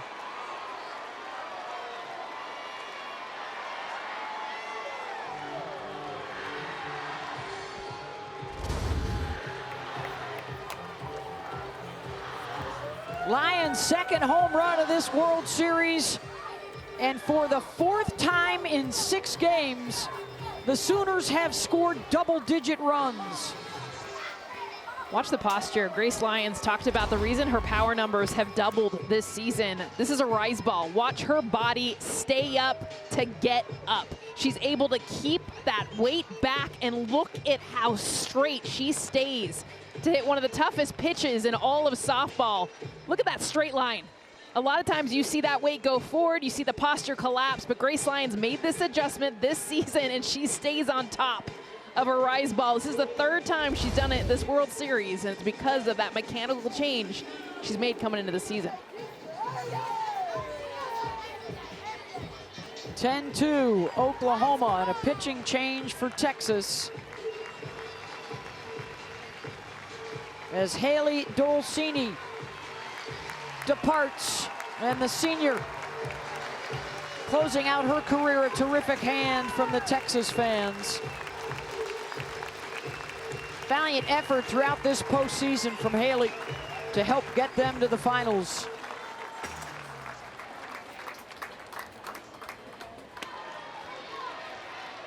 They have scored now in 9 of the 12 innings in these 2 games in the Champ Series.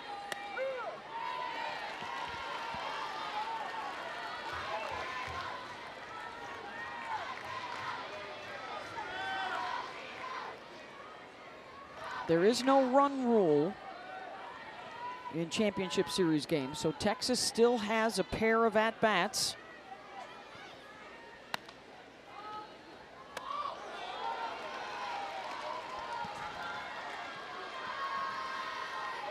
With her single in the inning, Jocelyn Alo now a 16-game hitting streak.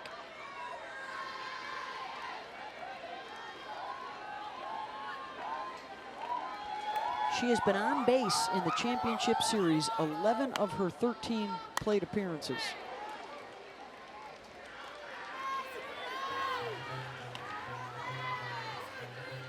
Excuse me, in the last 3 games. That goes back to the UCLA second semifinal game.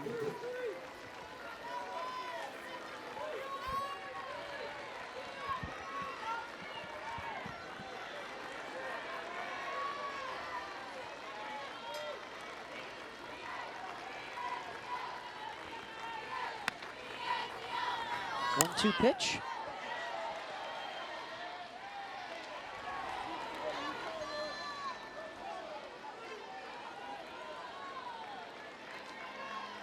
Oklahoma offense tonight turned it on after that 3rd inning.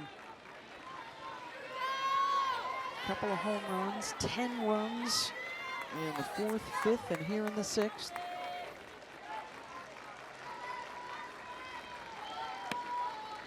Ball.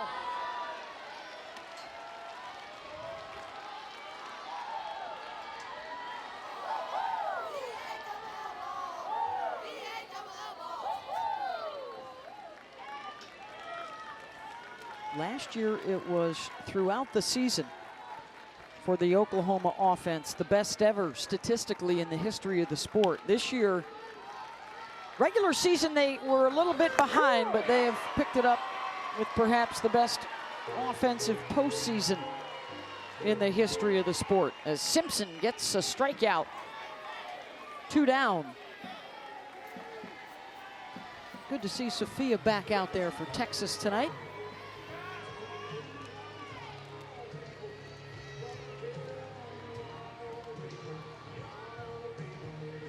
Set up her and Czech moving into next year with a solid base for their pitching staff. Sophia Simpson had that incredible game against Arkansas, game 3, the super regional. Dulcini was basically fried, had thrown so many pitches. It was tight, not really available, and the freshman stepped up and shut down one of the best offenses in the country to get her team here to the Women's College World Series. Lindsey Elam, the pinch hitter. Ball.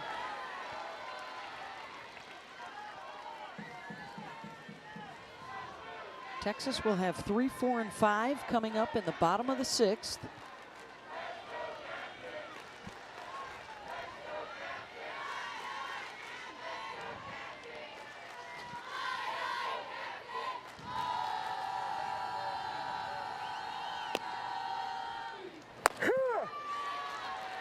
Jocelyn Alo told us the other day, the sticks are hot right now. She wasn't lying. Said the mentality for Oklahoma, we're here to hunt trophies. Yeah, no panic. Even when they were down against UCLA in that first semifinal game, no panic. 30 minutes later, come out, put 15 runs up on the board. Even in this game here where they were down 2-0 through 3 innings, you could just see they're relaxed in the dugout, the confidence knowing that they can do just this. They can put crooked numbers up inning after inning.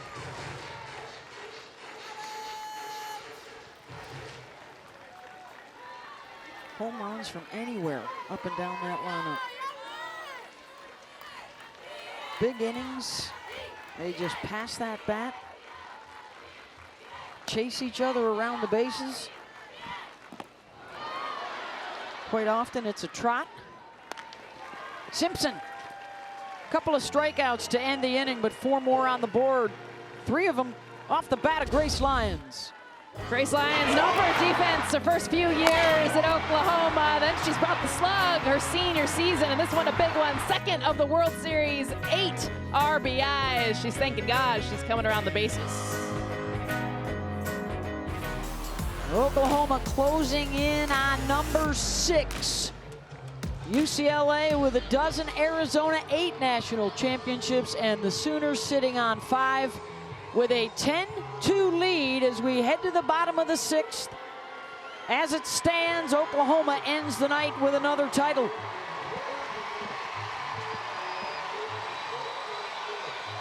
Six outs remaining for Texas to work with to try and force game 3 tomorrow.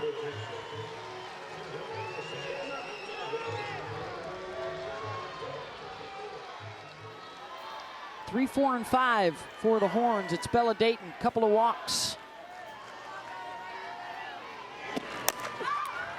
Dayton, left center, on the run, Brito reels it in. 1 down. I feel like if you saw Alyssa Brito just walking down the street, she'd just be fist pumping like every 5 steps because this is kind of how she lives her game. A nice job of getting to this between her and Coleman. I thought they might run into each other, both a ton of speed. Tracking this one down off the bat, it looked like a double. Brito says no.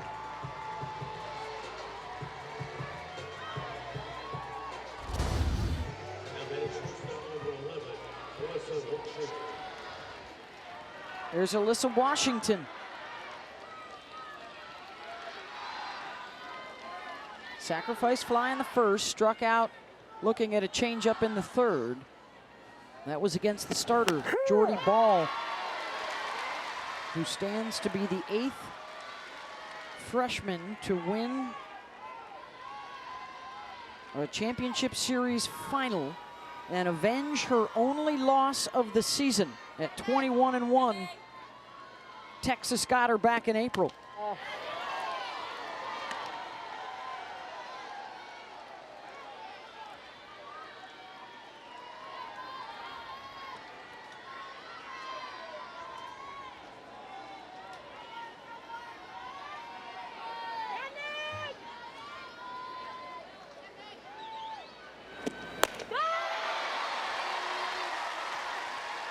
May really starting to settle in. Nice curveball on the outside corner to set up that rise ball. Gets the swing through.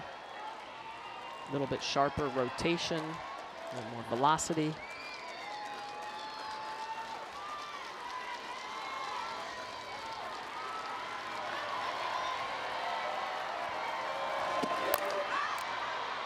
Washington, Coleman with room. 2 down.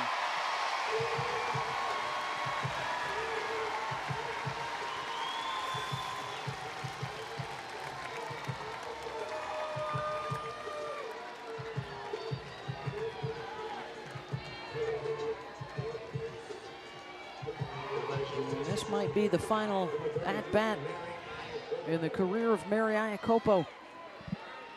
Drove in a run in the first with the sacrifice fly, hit into a double play in the third. Ball.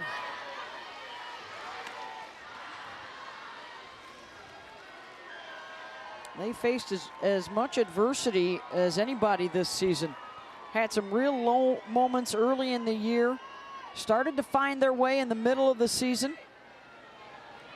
Hit some road bumps against the Sooners and against Oklahoma State. But it was Mary really that got them all back together for this stretch run. They call her Mama Bear. And the relationship with her and her roommate, Haley Dolcini, instrumental in getting them to the first champ series in school history. Jennings can't get to that one, and Iacopo is aboard with 2 outs.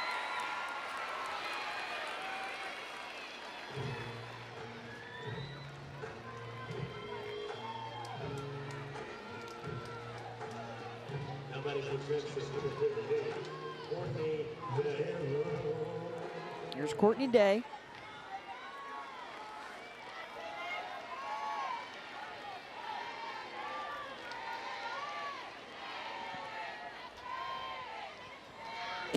Ball.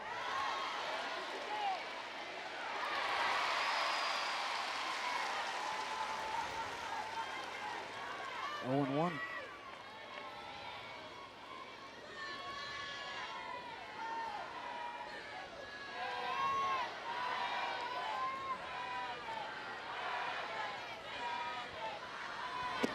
Ball.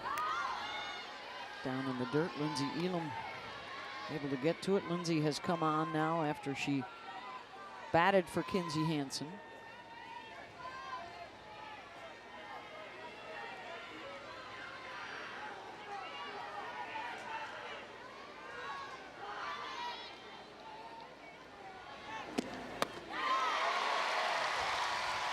Swing and a miss, 1-2. That drop that she throws off speed just has so much downward rotation on it, movement.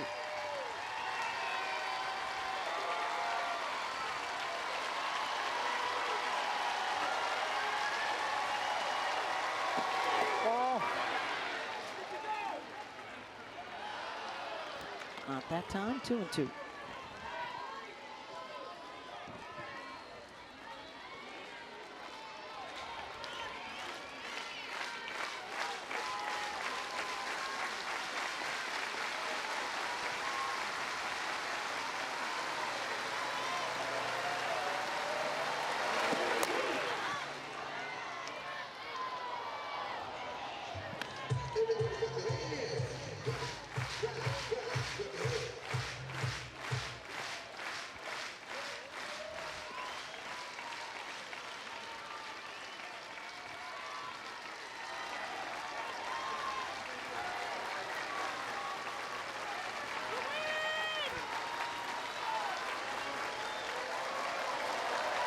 Ball. Full count.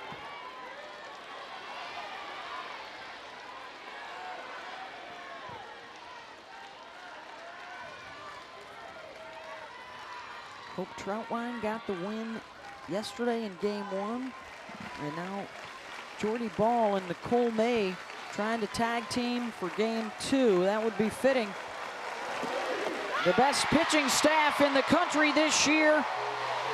Out number 3 on the strikeout for Nicole May, and Oklahoma now 3 outs away from a title. First championship in 2000, the dominant performance in 2013.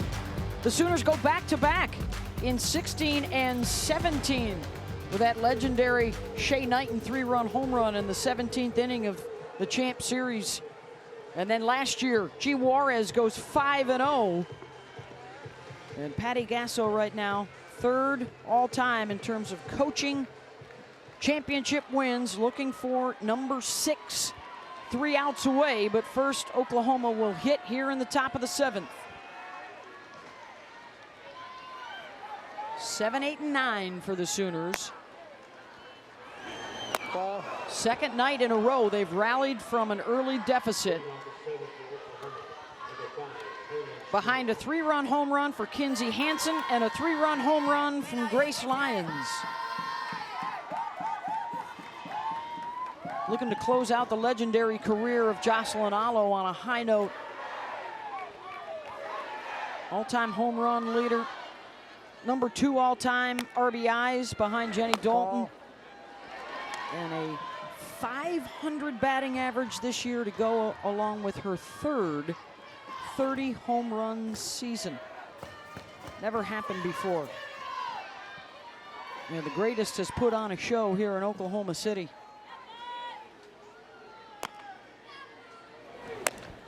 As it stands right now, Alo's last hit at Oklahoma, a single and a run scored. Well, it's crazy. You look at their numbers all year long, and they're off the charts, but they got even better in the postseason. Just stepping up game after game.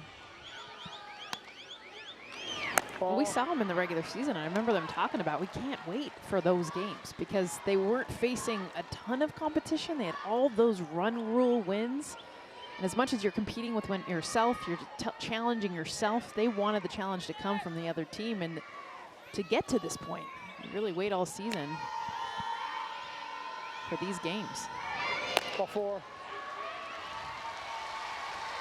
Snow walks to lead off.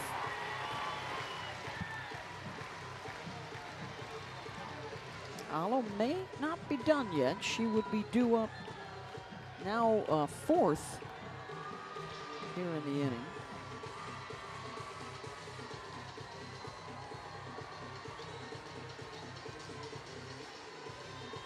What a job, though, by Patty Gasso and her staff, her son, JT, Jen Rocha, the pitching coach. I mean, you talk about pressure, the weight of expectation on this program all year long. Heavy favorites, #1 from day one. From day one. And looking to go wire to wire.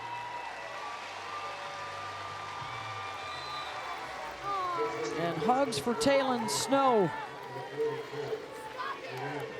One of those super seniors playing in her final game as the score stands, with Elam and Hope Troutwine and Jocelyn Allo and Jana Johns. They'll have some big shoes to fill next season. Here is Jana. 2 home runs in her last championship series. They have found tremendous success, not only on the recruiting trail, but in the transfer portal, like Snow and Troutwine and Johns. No doubt they'll be back in there again, as will everybody else. With massive numbers in that portal again this offseason.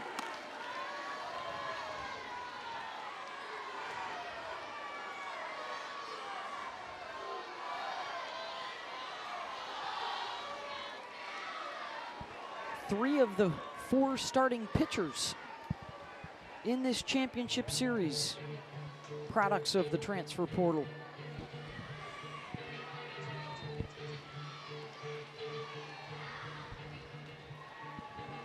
And while we've got a moment, how about a look at the Capital One rewarding performance? Kinsey Hansen, 3-run shot in the 5th inning that broke open a close game. See her excitement. Had some struggles this year, battled a knee injury, an ankle injury. That was her 8th home run of the year.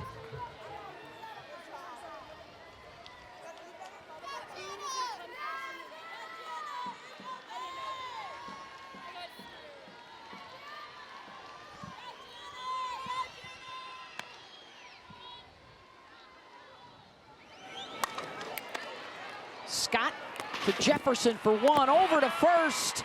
And the 3rd double play of the game for the Texas defense, 2 down.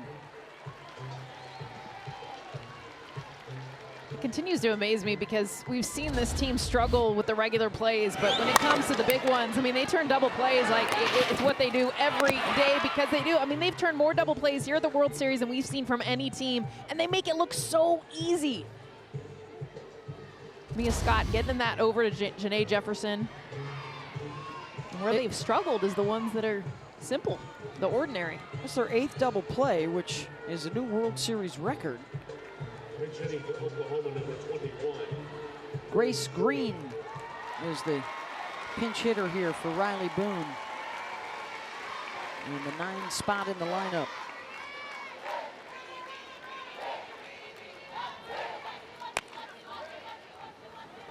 Ball.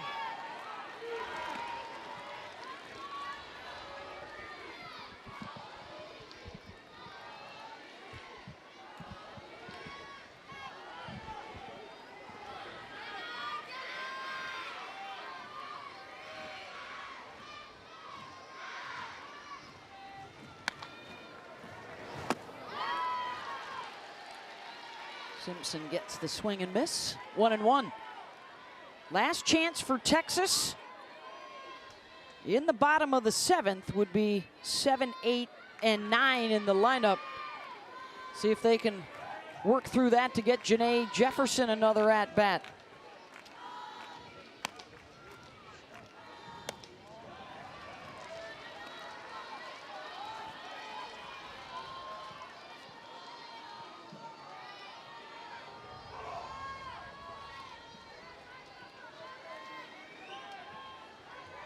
Janae singling and scoring in what may be her Texas finale.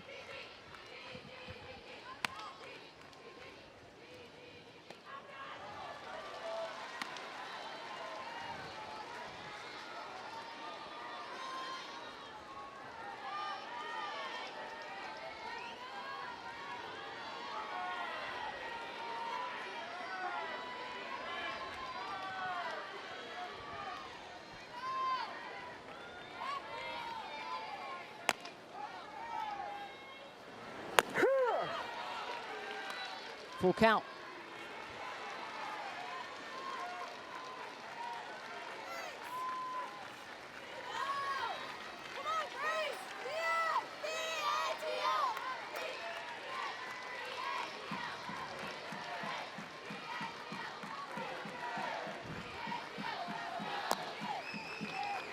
Foul.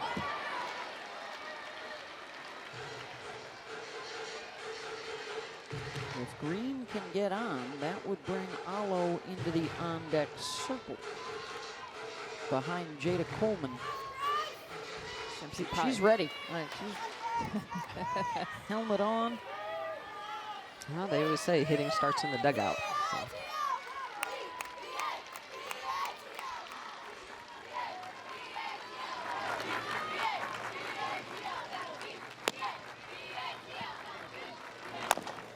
Green back up the middle. Jefferson across her body, and Grace is aboard.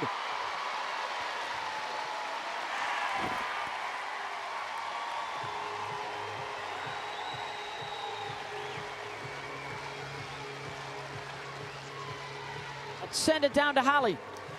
Well, tough throw there for Janae Jefferson, but as one of the top seniors we've ever seen play at Texas softball, you know, that double play record just going down. Great defense from them in this inning. She said, you know, it looks like I'm looking at a mirror of my freshman self when I look at Mia Scott, when she looks at Alyssa Washington, and the legacy that Janae Jefferson has left at Texas will live on the young players that have trained with her. She's invited them to work out, and her legacy is intact for the Longhorns. Ball. A holder of 12 records at Texas, including most hits and most runs scored.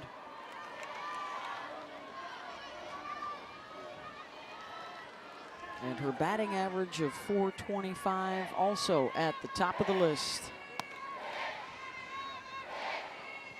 1-0 to Coleman.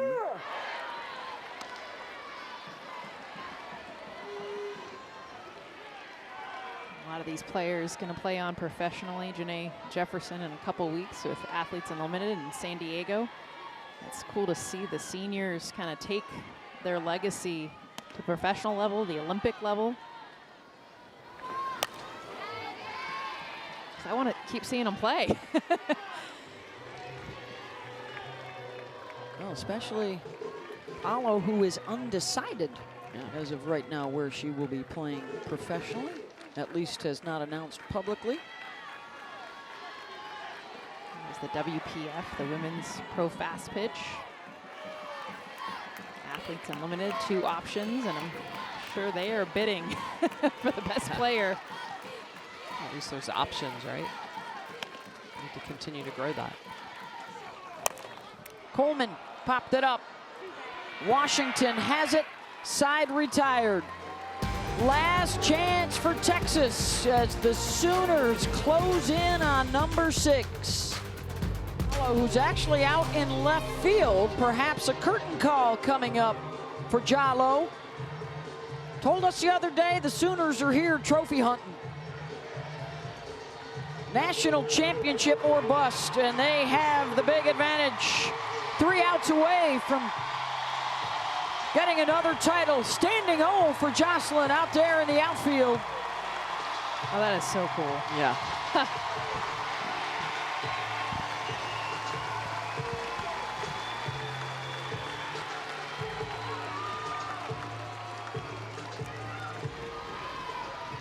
An extraordinary career. And a legacy left behind like no other.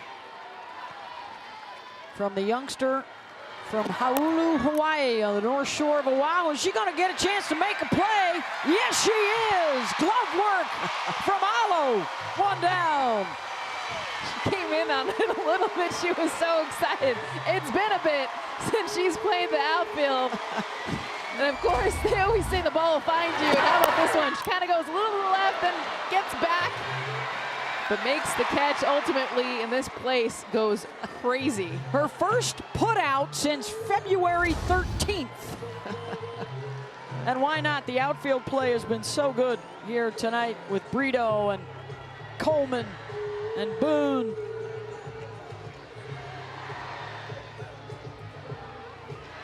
Patty Gasso out to talk with her infield, and Nicole May on in relief of Jordy Bahl.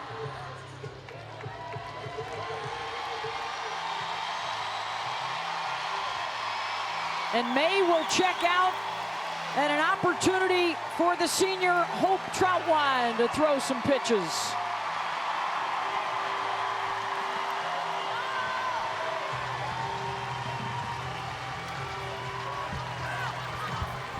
Well, the standard of excellence has been set for a team that will be just the third in the history of the sport to lead the country in earned run average and batting average. Tack on to that the fact that they also led the country in strikeouts and shutouts, and then with their bats, home runs. Just an extraordinary season for the Oklahoma Sooners, Jess, and it looks like they are 2 outs away from adding another trophy. It's unbelievable what this team has done through the regular season. I don't think people realize how hard it is with the target on your back the entire time, the pressure that comes with it. And not only have they done well, they've done better when they've been more challenged, when teams have gone up against them. We saw Texas take the lead, and Oklahoma just continues to respond. Yeah, and it's always the little things that they do so right in every aspect of the game, from their pitching to their defense to their offense. They just have that championship mindset that Patty Gasso talks about. She instills in this team that every part of the game is played at an exceptional level. And led by that woman right there, they have put the boomer in the Sooner this year.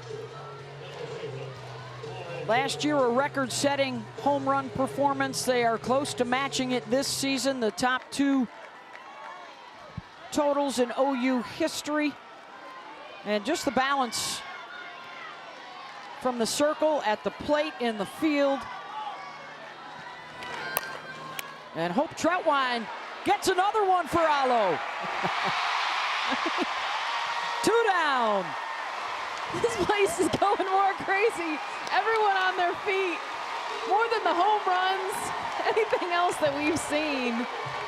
But their girl Jossie making 2 of the outs here in the bottom of the 7th. The super slugger with a little glove love for the Crimson and Cream.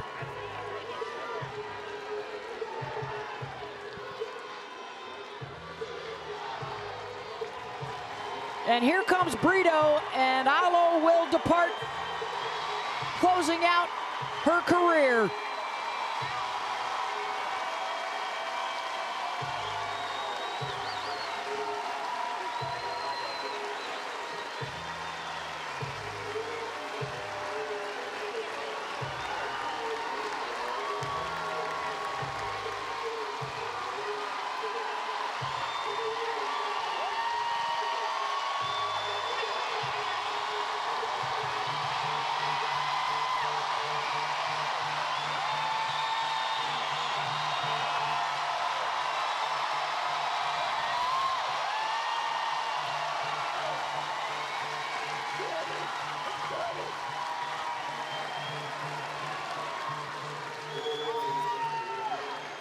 Tears of joy from Jocelyn Alo.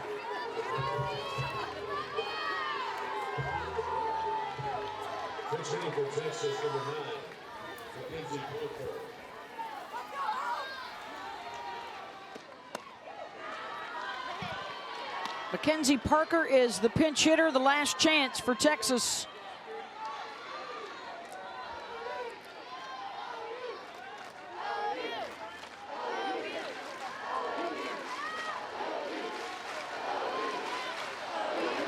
Thin.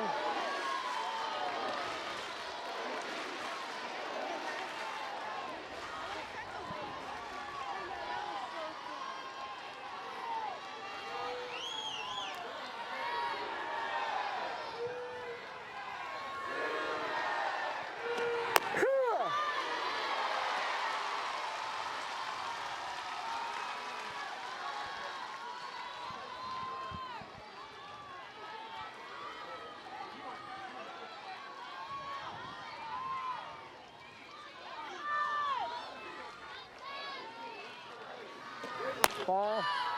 3-1. How great is it for Patty Gasso to be able to have this lead in a championship game, to have the opportunity to do the things you almost want to script out like it's a movie. Putting in a senior in the circle, taking out Jocelyn to this crowd. Falls down. And the walk. A season that started out 38-0, and then Texas beat them. Fitting that it is with the Longhorns that they will return the favor.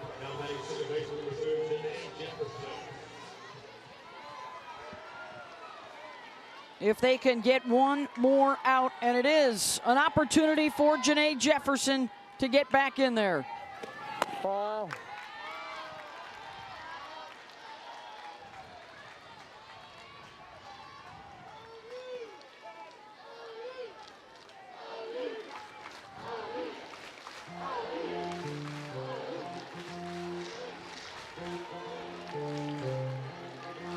Dominant performance here in the championship series, winning last night 16-1, leading tonight 10-2.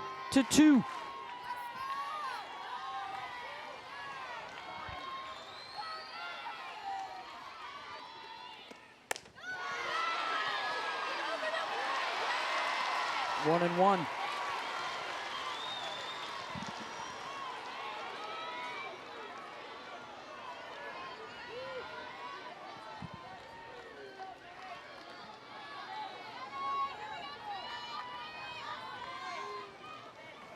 Ball.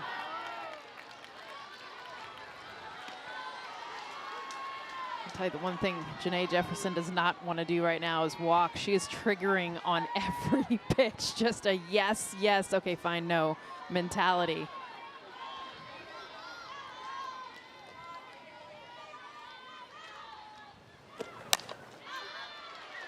Play.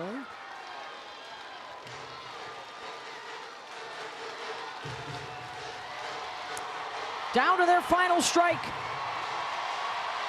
Looking for their 5th title in 9 years.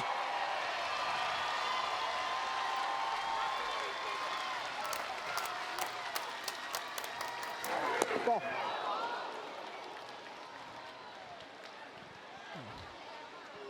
And Jefferson hit by the pitch.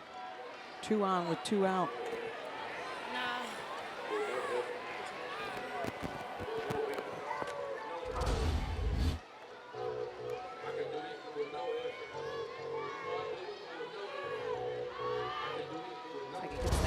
Knob.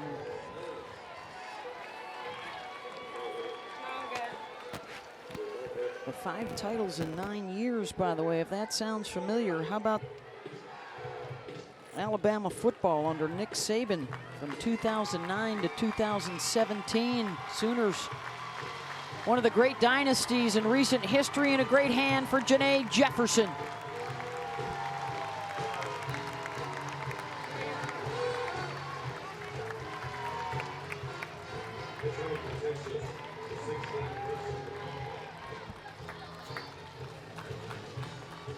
Owner of 12 records at Texas, the greatest hitter in school history.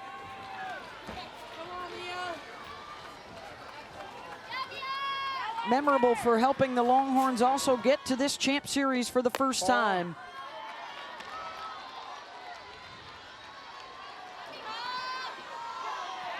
Here's Mia Scott.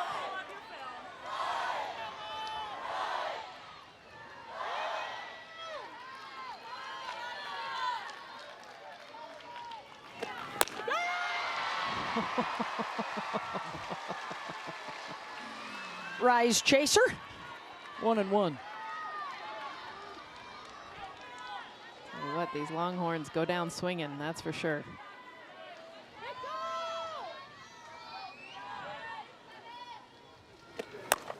Scott chases Brito back, and a 3-run home run for Mia Scott. Or did that bounce off the top of the wall and come back in? The umpires are looking at each other as Scott gets back to the base. Mia thought it was a home run. Mike White thought it was a home run.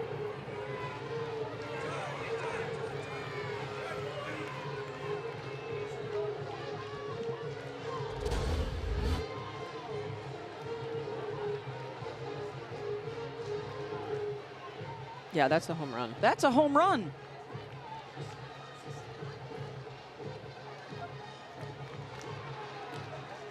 Yeah, that's a home run. It's off the railing. It's that metal railing. Yeah. About 3 feet over the fence. Let's check in with our rules analyst, Christy Cornwell. So this is a really tough call for the umpires because they can't get close enough to the fence. So we're going to go to review on this, and what the review crew will have to decide is whether or not it hit the padding or the railing or the fence or something beyond the padding and then bounced back into the field of play.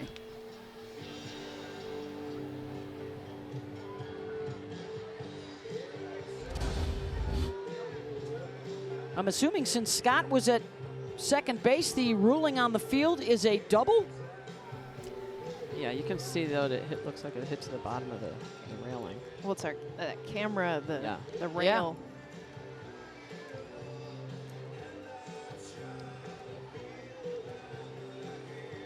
Looks like this will be overturned, and it will be a Field is changed. Home run. 3-run home run for Mia Scott. And hold on.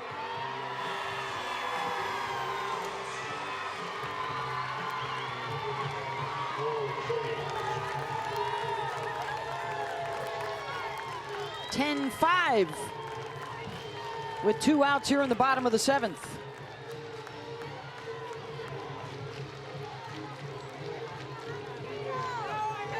A fabulous postseason continuing for Mia. How about Mia Scott? Her first pitch of the at-bat was a rise ball like 3 feet over her head. And she came out swinging from the first pitch on, then gets this one out to make this game a whole lot closer. She has really set the tone for big things to come following her freshman season. Here's Bella Dayton, still 1 out away from a title for OU.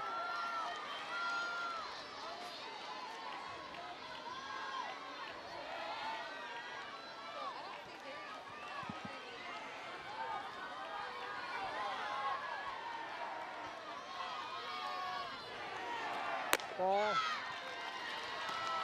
2 runs in the 4th, 4 more in the 5th, 4 in the 6th for Oklahoma.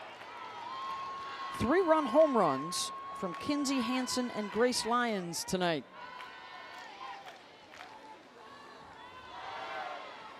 And now Jen Roach out to talk with Hope Troutwine. All 3 Sooner pitchers making an appearance in the game tonight.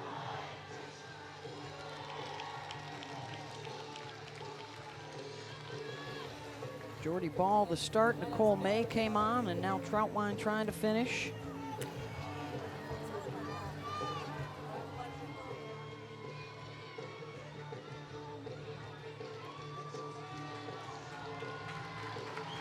Jocelyn Allo added another hit to her tally tonight. Fabulous ending to her storied career.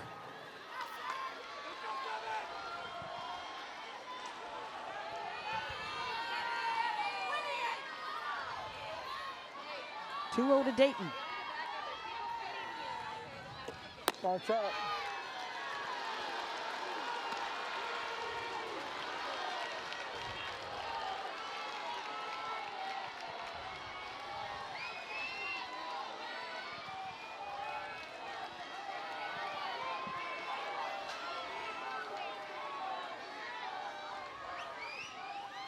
Ball 4. Troutwine having some issues here in the 7th. Trying to finish this off. Here's the number 4 batter, Alyssa Washington.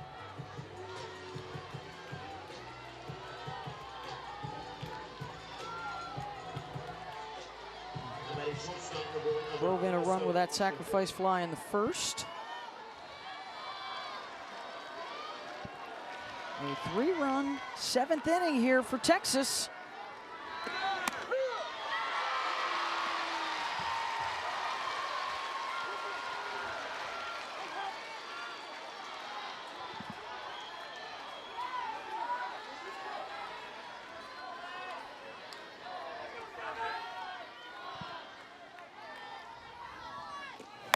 Washington, the grounder to Jennings, over to first. Oklahoma wins it. And the trophy hunting Sooners track down national championship number 6.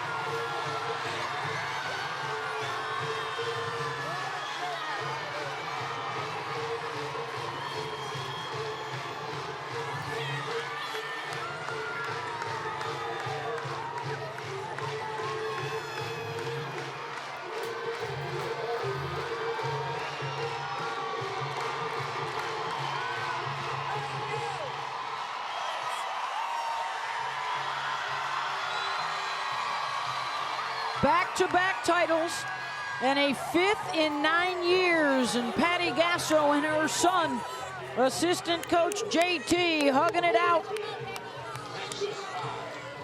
A pressure-packed season where they were #1 from day one.